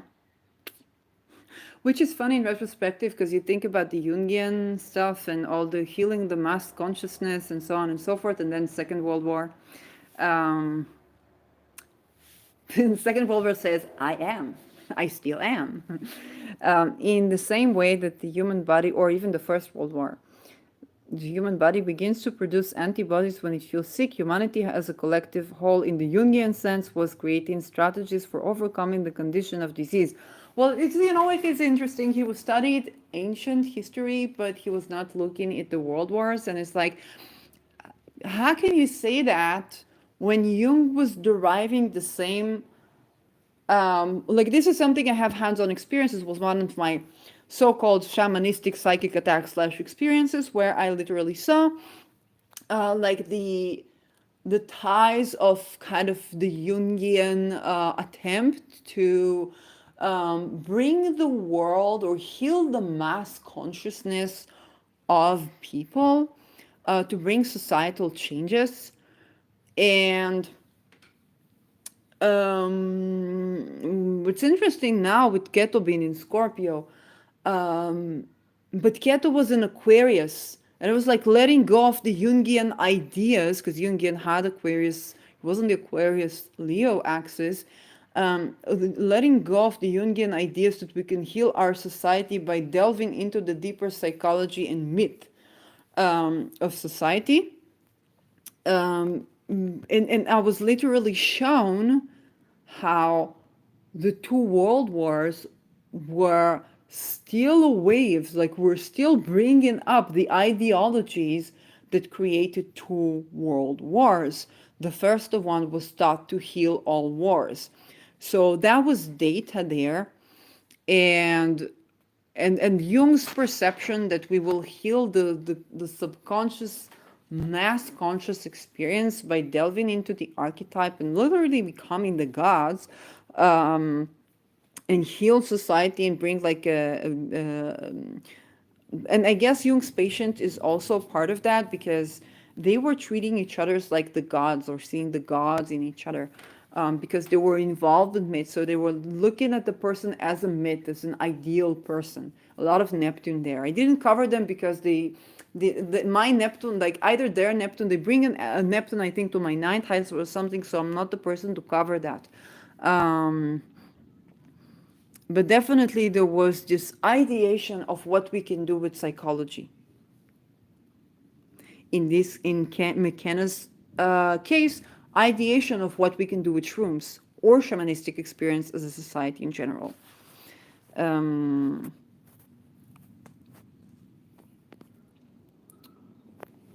Talked about the reversion to archaic values, surrealism, abstract expression, body piercing, tattooing, psychedelic drugs, sexual permissiveness, jazz experimental, jazz, rave culture, rock and roll, and catastrophe theory. Yeah, so surrealism, abstract expressionism, surrealism are all artistic stuff that we've seen both in the, I think, following the Romantic era, or as the Romantic era was delving into the ideologies that would bloom up to be governing the fascistic and the Nazi ideologies. Unfortunately so. Okay, these are very captivating ideologies. Jung is very captivating, but he also slept with his patient, stole ideas from her, and adopted the term countertransference, which is a totally racist, sexist term, because the feminine was also something that was common to colonialism, and I guess people could say culturally appropriated his Eastern sources, but more so, the term countertransference assumes that if the patient, or erotic transference between a patient and a psychologist, then it is always the psychologist responding to the patient, and his patient, I need to remember the name again, Mercury, which is the founding mothers of psychoanalysis. But then her ideas, the fact that it's not like a big feminist thing. She took on the blame on the relationship she had with him, and came up with the idea of countertransference, as if she was the one who is invoking, like, seducing him, and he responded to that, while she was a survivor of child abuse, incestual abuse. So the thing with incest is that the adult person blames the child for seducing them, and what they did wrong was responding to that, and that's not always the case. Okay, definitely not with children, but even with adult patients, it's not always the case that the patient is being seductive towards the psychotherapist, and then the psychotherapist, the psychoanalyst, is responding to that, and that's something that needed a big discussion in the whole entire field. So that is how Jung was. What we ascribe to Jung is not only Jung, so we should also be informed by the historical context of concepts like countertransference, made by the mother of psychoanalysis, and not what we call the founding fathers, Jung and Freud. But we can see how these ideas, this ideation, we discovered this new toy, okay, psychoanalysis, mushrooms, whatnot. Let's see what we can do with this toy. And and that's the brainstorm stage that is happening with everything.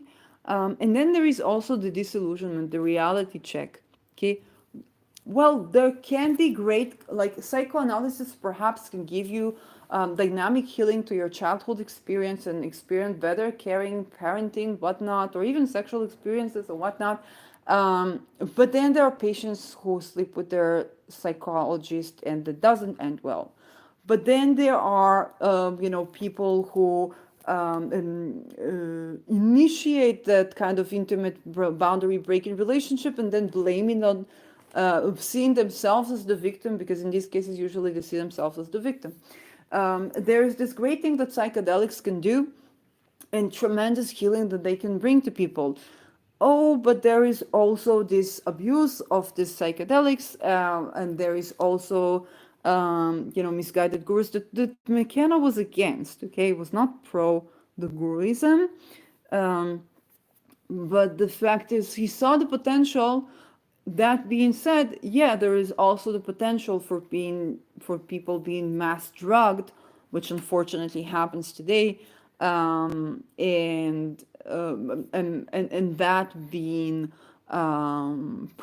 used in perpetuatory ways. Okay, so what you could say that all of these problems are the problems of an ideology done wrong. And a lot of the people who are still communist, socialist, capitalists say that their cases, their concrete cases in life is ideology gone wrong, like the United States. It's like what we talk about is what as capitalist destruction is what the capitalism actually is against. That's corporations and monopolies. Is something capitalism is against. And came to dissolve.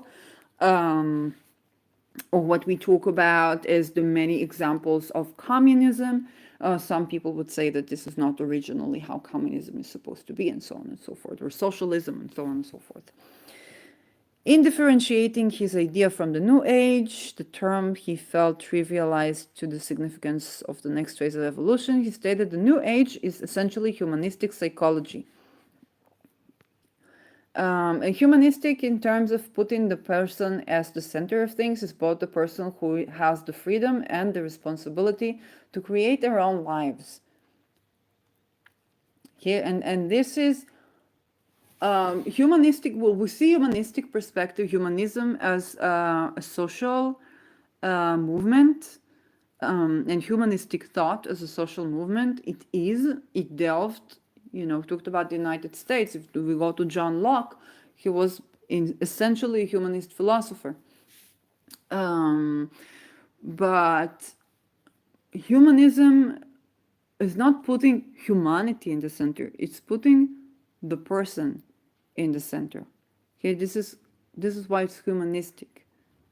Okay, it means that you can design your life and you have the responsibility. This is where the idea that a free state must have armed society. Okay, because if the individuals do not have guns, they cannot assert what is good for humanity, what is good for the humans. Okay, because they're being oppressed, and so their humanity is being disregarded. Edition of Neo-Shamanism channeling crystal and herbal healing. The archaic revival is much larger, more global phenomenon that assumes that we are recovering from the social forms of the late Neolithic and reaches far into the 20th century to Freud, to Surrealism, to abstract expressionism, and even to phenomena like National Socialism, which he acknowledged. Okay, so he understood. Well, he understood the divergence of potentials that was there, and that is there today. Okay, Neptune is about to go Aries, Pluto is about to go Aquarius, Jupiter is now in Aries, Uranus is about to go Gemini. You know, it's there. Like his names keep coming up for a reason. So novelty theory and the time wave zero. Time wave is very much Saturn Aquarius.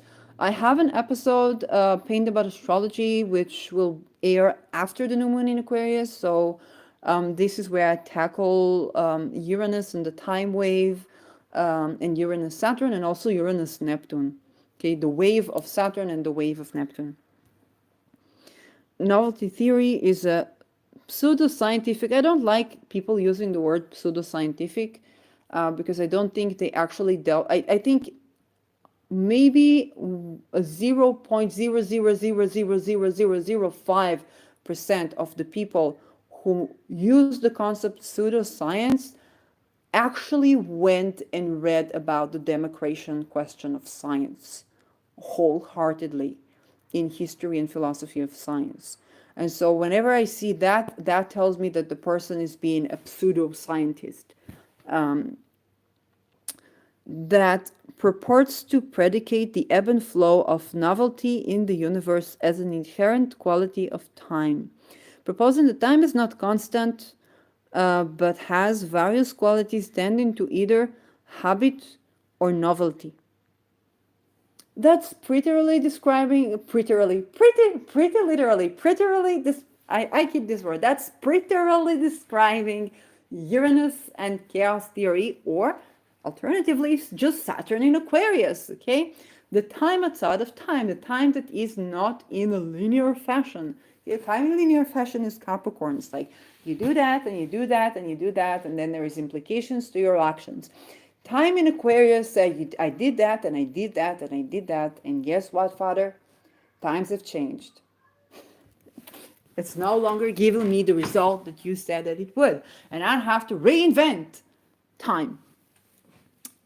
Which is a lot of the time that we're in.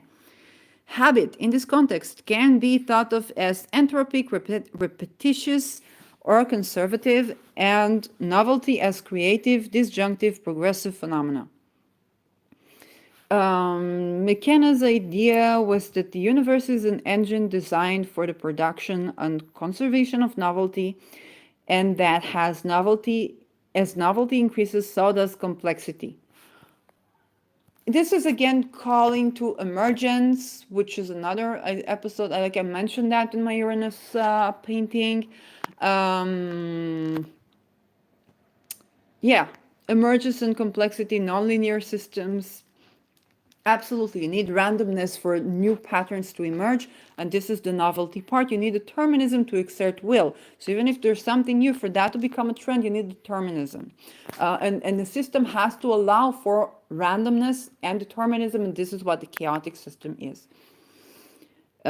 With each level of complexity achieved becoming the platform for a further ascent into complexity.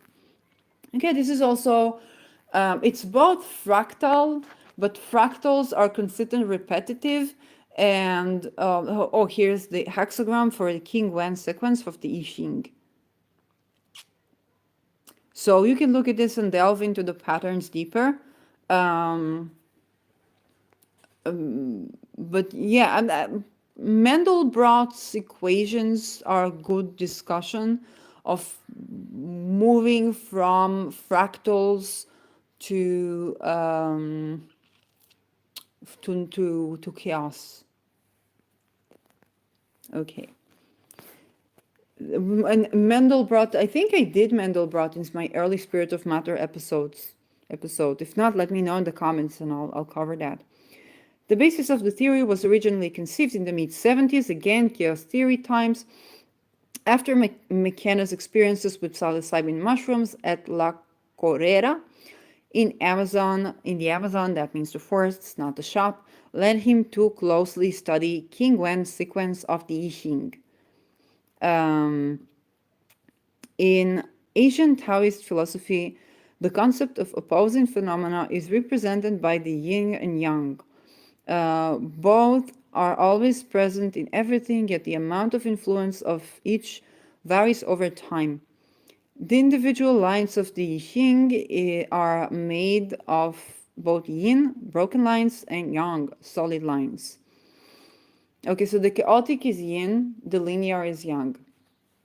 Yin is also cyclic, but he's talking about nonlinear systems and the nonlinearity or the chaos of things is yin aspect of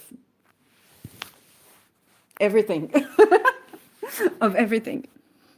When examining the king wen sequence of the 64 hexagrams, McKenna noticed a pattern. He analyzed the degree of difference hexagrams in each successive pair and claimed he found a statistical anomaly which he believed suggested that the king wen sequence was intentionally constructed. So when he saw statistical anomalies, he concluded design into it. And this is something that this is a big bias that anybody who believes in top-down and design, we all have it. I have it, okay? I have it. We see something inconsistent that has a pattern, and we're like, oh my gosh, this is God's work. It's just a fascination with it. I think it is also the ideation of the women as a divine, or the idea that women are closer to God or are able to sense God with their wombs ruled by the moon and so on and so forth, and the ideation of women or of the feminine. It is also the magic of the feminine. Okay, so the magic and really the seeing the divinity in things, but there is also divinity in yang. There is also divinity in, straight lines if they do not lead to like a war camps or something like that. I've been very cautious because the beauty of a straight line of people was literally, I don't remember who wrote that. I think it was a humanist writer. I don't remember when, but that was before the Second World War and the. When I say Holocaust, I don't mean just Jewish. I mean like everybody that was not able-bodied white Irish person was sent to die, or to work in camps, or to like not even exile, but to die in exile. Like they wouldn't do it on the land. So that's something to remember when we talk about the beauty of a straight line, the divinity of a straight line. Okay, I don't want to do that mistake, right? But yeah, that's the biases that we tend to find divinity in the chaotic and forget to appreciate the divinity in the simple, in the practical, in the linear as well. Both are divine. Okay. When examining, he found that. So, hexagrams ordered in highly structured and artificial way, and that pattern codified the nature of time's flow in the world. This is lovely, mathematically. With a degree of difference as numerical, with mathematics, there's always the question, is mathematics a discovery? Do we discover mathematics or do we invent mathematics? I think it's kind of both. But depending on where you are on this question. With the degree of differences as numerical values, McKenna worked out a mathematical waveform. Another Aquarian thing, waveform based on the 384 lines of change that make up the 64 hexagrams. 64, 334, 64 divided by 2 is 32, divided by 2 is 18, divided by 2 is 9.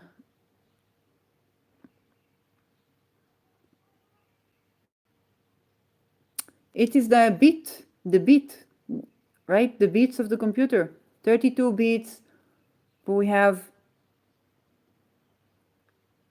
don't have 9 bits, we have 8 bits. No, it's not the bits. 64 bits, 64 bit, 32 bits. This is how we count. I don't know why this counting. He was able to graph the data and became the novelty time wave. So this is time wave 0. You can look at it. The Gregorian calendar. So these are dates.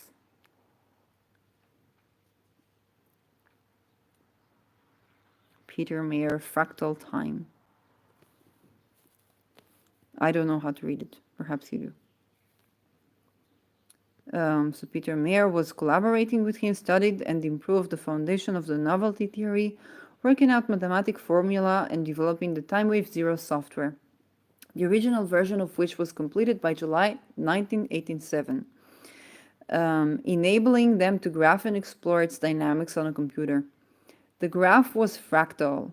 It inhibited a pattern in which a given small section of the wave was found to be identical to the form of a larger section of the wave. Oh, okay, fractal. I just read that. McKenna called this fractal modeling of time temporal resonance. Proposing it implied larger intervals occurring long ago, contained in the same amounts of information as the shorter, more recent intervals. So seeing time as fractals. Also in astrology, we have this view of the outer planets being a fractals of or of the inner planets and vice versa. So yeah, fractal reality. I believe notable events in history could be identified that would help him locate the time wave's end date and attempted to find the best fit placement where matching the graphs to the data of human history. Okay, let's go and charge my phone. Bringing the phone here. A moment of charging my device. Yep.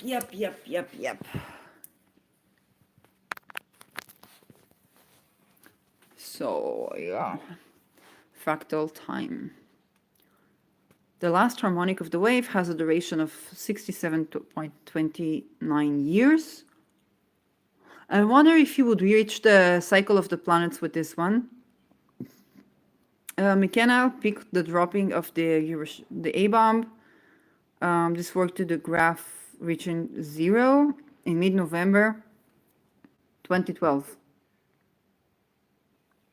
When he later discovered that the end of the 13th Baktun in the Maya calendar had been correlated with Western Maya scholars as December 21, 2012, he adopted their end date instead.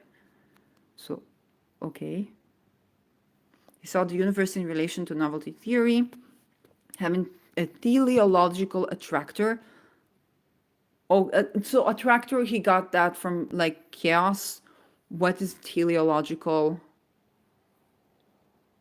A reason and goal, finality. Oh, so from the word telos. Okay, something having a telos, for example, when a seed's telos is to grow into the plant that it is designed to grow. Okay, you can't plant grapefruit seeds and expect oranges. So the telos of a grapefruit seed is a grapefruit tree. So teleology is the study of the end goal, okay, of the telos of things. Okay. So teleology, attractor at the end of time. It's interesting, which increases the interconnectedness and would eventually reach singularity of infinite complexity. Okay. He also frequently referred to this as the transcendental object at the end of time.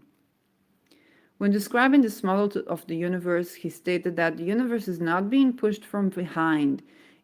The universe is being pulled from the future towards a goal that is as inevitable as a marble reaching the bottom of a ball when you release it near the rim. Okay, so the idea, planets have a beginning and an end, so our planet is no different to planets. Like, that makes sense. But then there is reincarnation and so on and so forth. If you do that, the marble will roll down the side of the ball, down, until it eventually becomes the rest at the lowest energy state.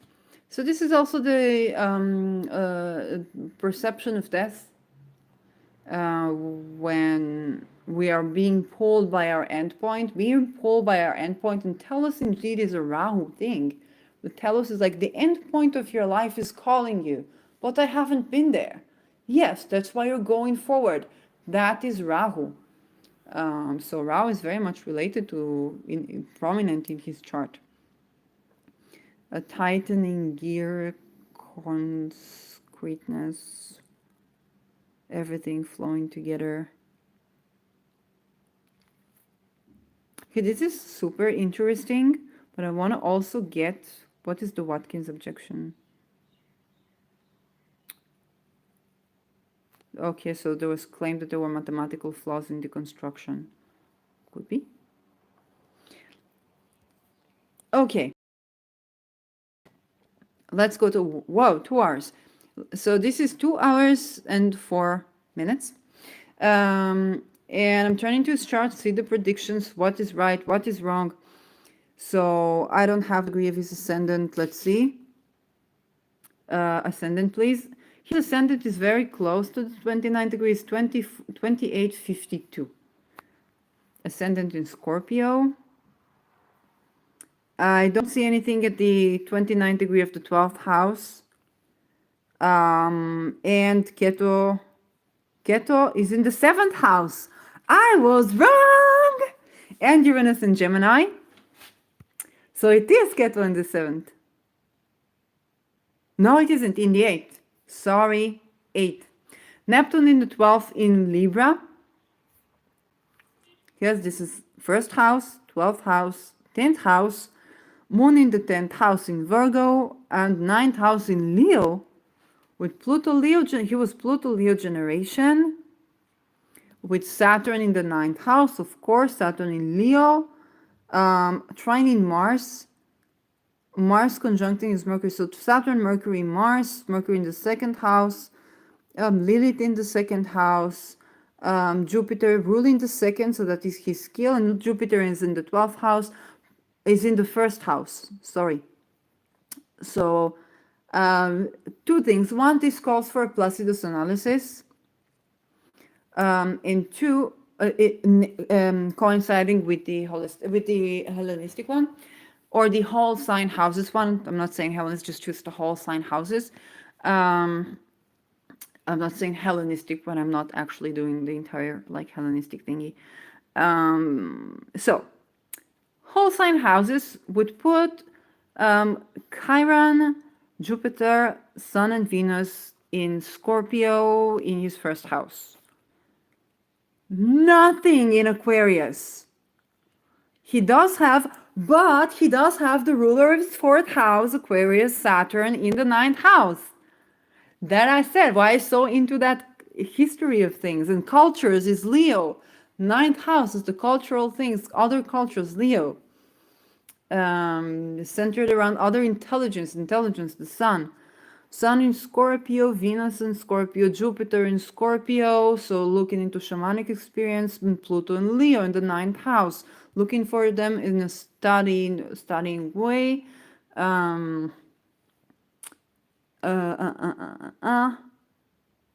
that would be his, wait. 12th, 10th. I'm confusing. Wait. I'm going to try to do it again. So, whole sign houses first.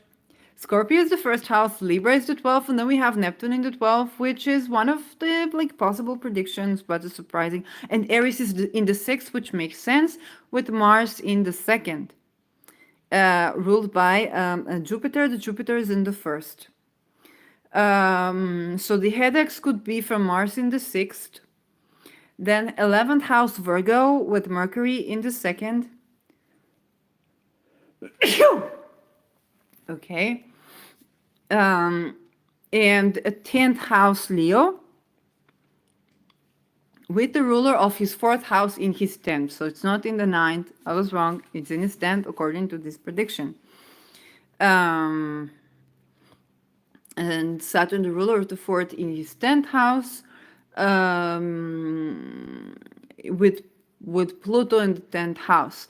The ruler of the 9th in the 11th, classical for people who are teaching or had some activistic, movement stuff. Around plants, and Virgo is plants, so yeah, okay, but it was not my prediction. Nothing in the 9th, Uranus and Rahu in the 8th. So yeah. Uranus does not make any contact with any of the personal planets, which is very surprising to me. Uranus in Gemini, I'm not surprised by civil stuff, movements, so shamanistic, not shamanistic, but more in a revolution of how we see shamanic work, which is relevant. Yeah, so plant-based activism. Neptune tying up with Saturn. So Neptune was still sextile in Saturn and Pluto. So this is a one of the people who are very much signifying the Pluto Neptune sextile with their personal planets. The ruler of the ascendant, that is Mars, is with Mercury, sextile in Neptune, and trine in Pluto. Okay, this prediction was borne out. Um, the other ones were pretty much not, at least according to whole sign houses, but I will give it also a Placidus reading because it's interesting.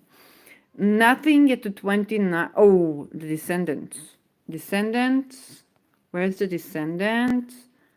At 28 degrees. So the descendant is indeed in the 29 degrees of the seventh house, but in Taurus. And it's ruled by Venus, which also rules Libra, which is also conjuncting his sun.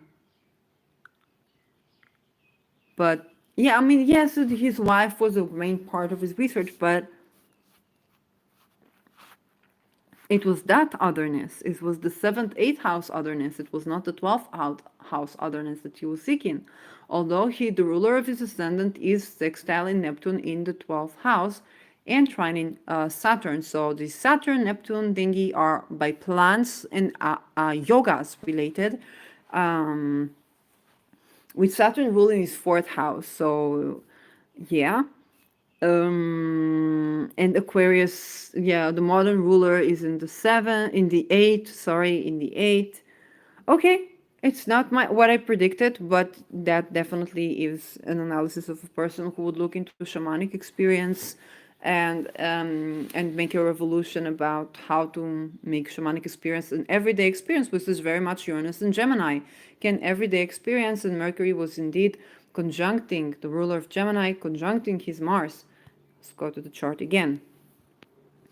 MMM. Had a lecturer who constantly said MMM. So I'll go for, well, there is Chiron in his Mars ruled, like in his first house. That could give the headache stuff. And the 5th house is Pisces, so Pisces in his first house, and Neptune in the 12th house. So the ruler of the 5th in the 12th, if we talk about Neptune, and the ruler of the 5th in the first, if we talk about Jupiter. None of that Pisces stuff, like on the Pisces sign level, was borne out. So yeah, just a basic assumption, but not much more than that. Prominent Mercury as usual. Let's do an analysis by Placidus, because the section of planets that would Placidus be in the 12th house, that is Venus, the Sun, and Jupiter, would be in the 12th house, according to Placidus, and that's a stellium in the 12th house, but in Scorpio. And Mars would be in the ruler of his ascendant would be in his first house. That would make the Pluto Saturn in his 9th house, and the moon.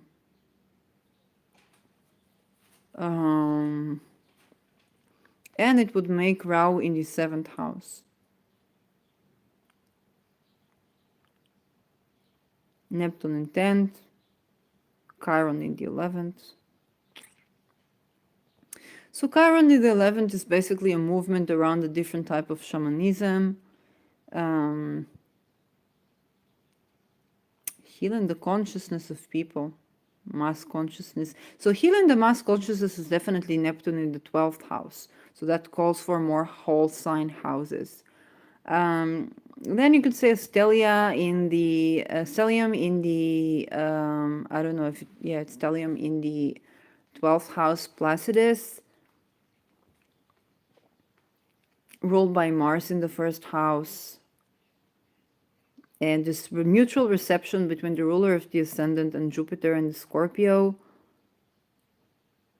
Okay, that's a person who delves into those the beliefs and philosophy. So the Placidus also yields an interesting thing here, and this is the Jupiter as the philosopher, and Mars ruled Jupiter.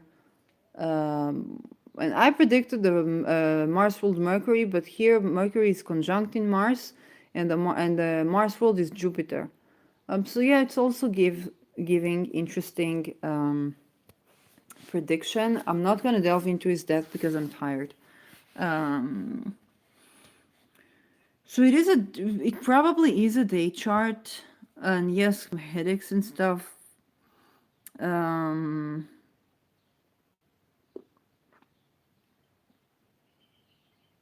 yeah. So not a lot of my predictions were borne out, but I said in the middle of the episode, I haven't predicted his eighth house, and yeah, yes, absolutely, it's a good time to delve into the eighth house, because a lot of what I described as the 12th were actually the eighth. Okay, a lot of the shamanic experience, healing of traumas and whatnot, or delving into that which is the connection with the other and the otherness. Boy, I should have seen that coming. The Raw in the 7. I said it could be Raw in the 7, but I was sure it's like Raw in the 12th. And I was sure it's, that was completely wrong.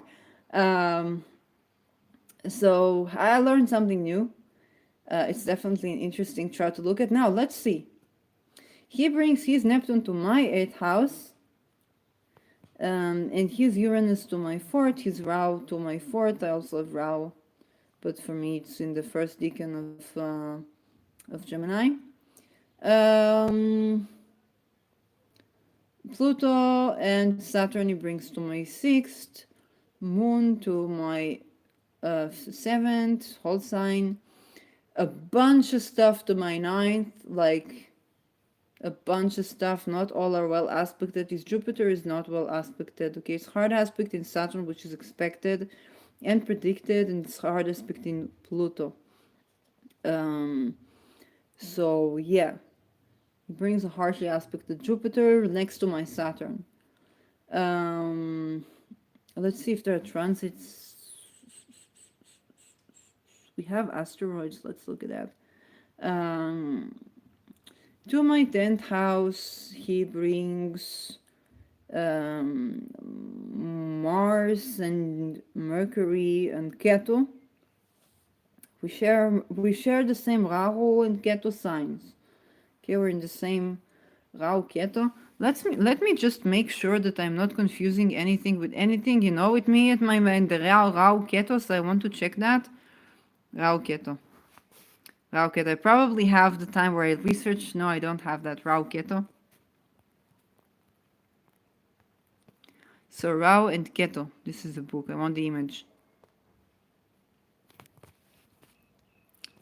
Just to make sure I'm not mixing it. Okay. Images. Nada. Un poquito informazione, vite. Rahu, Ketu, book. And images.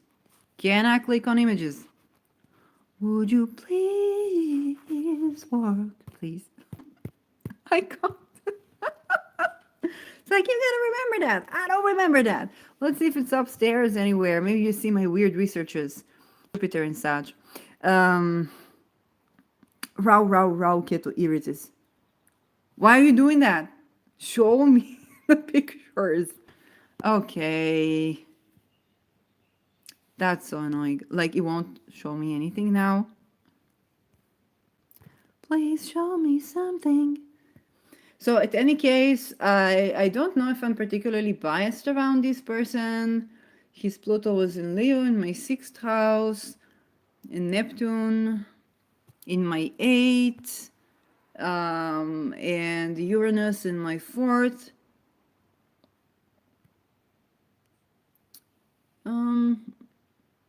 Mercury in Sagittarius. Mercury, Jupiter ruled. Yeah, I don't think I'm biased about him. Like either, I don't think I'm devaluing or idealizing him, or yeah, I just think Mercury is retrograde, which is interfering with many things. Um, but this was a partial prediction. That's definitely where I learned to look at the eighth house. So I'll be seeing more of that. Oh, I wanted to know why. Why did I want not a new tab? Maybe that one. Okay, I wanted to know why did I want to do his chart, and for that I need transits. So I don't. Do I have transits today? Current transits? Will it give me? Yes, it does. Okay. So the moon is on his Chiron, right on his Chiron, and it was crossing his midheaven earlier today. Ah, no, it's not his mid. Moon is on his Chiron, and Keto, it, Keto, Keto is on his Jupiter. So we are letting go some of his beliefs. The way his beliefs shaped society, we're letting go of him as a teacher. And the moon on his Keto, okay, emphasizing his contribution to healing, to shamanism, to psychedelic healing, and the use of psychedelic in healing. And we're also letting go of that because Rahu is with Taurus. But what's interesting, where's Venus? Venus now is in Aquarius, okay? And Saturn in Aquarius, so we're talking about Saturn Aquarian things. Um,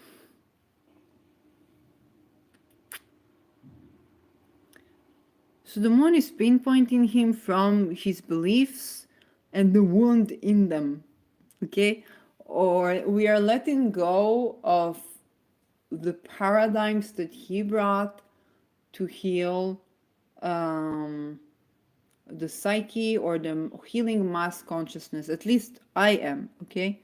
Or the idea that all this psychedelic stuff could create a better consciousness and then, more connection. It's like I'm reminded that physical sensual experience and the sensual pleasure that is the Taurian stuff, that is less psychohallucinogenics in nature is the way to go now. That's the way I see it. It is, and like I said, I have Neptune about to conjunct my ascendant. So it's like it's a friendly reminder that while this was a very intelligent person and did things supposedly very well, he also died of brain cancer, and there are also problems with the with what he came to bring to the world. So yeah, that is how. And the moon is in the sign that his sun is, that is Scorpio. So that could instigate that. Um, yeah, that's probably why I said, oh, Terence McKenna, let's do Terence McKenna. Anyway, I'll see you in my next episode. Now you can subscribe and you can request for people. If I find them interesting and you find them interesting, we can have a requested episode of Spirit of Matter.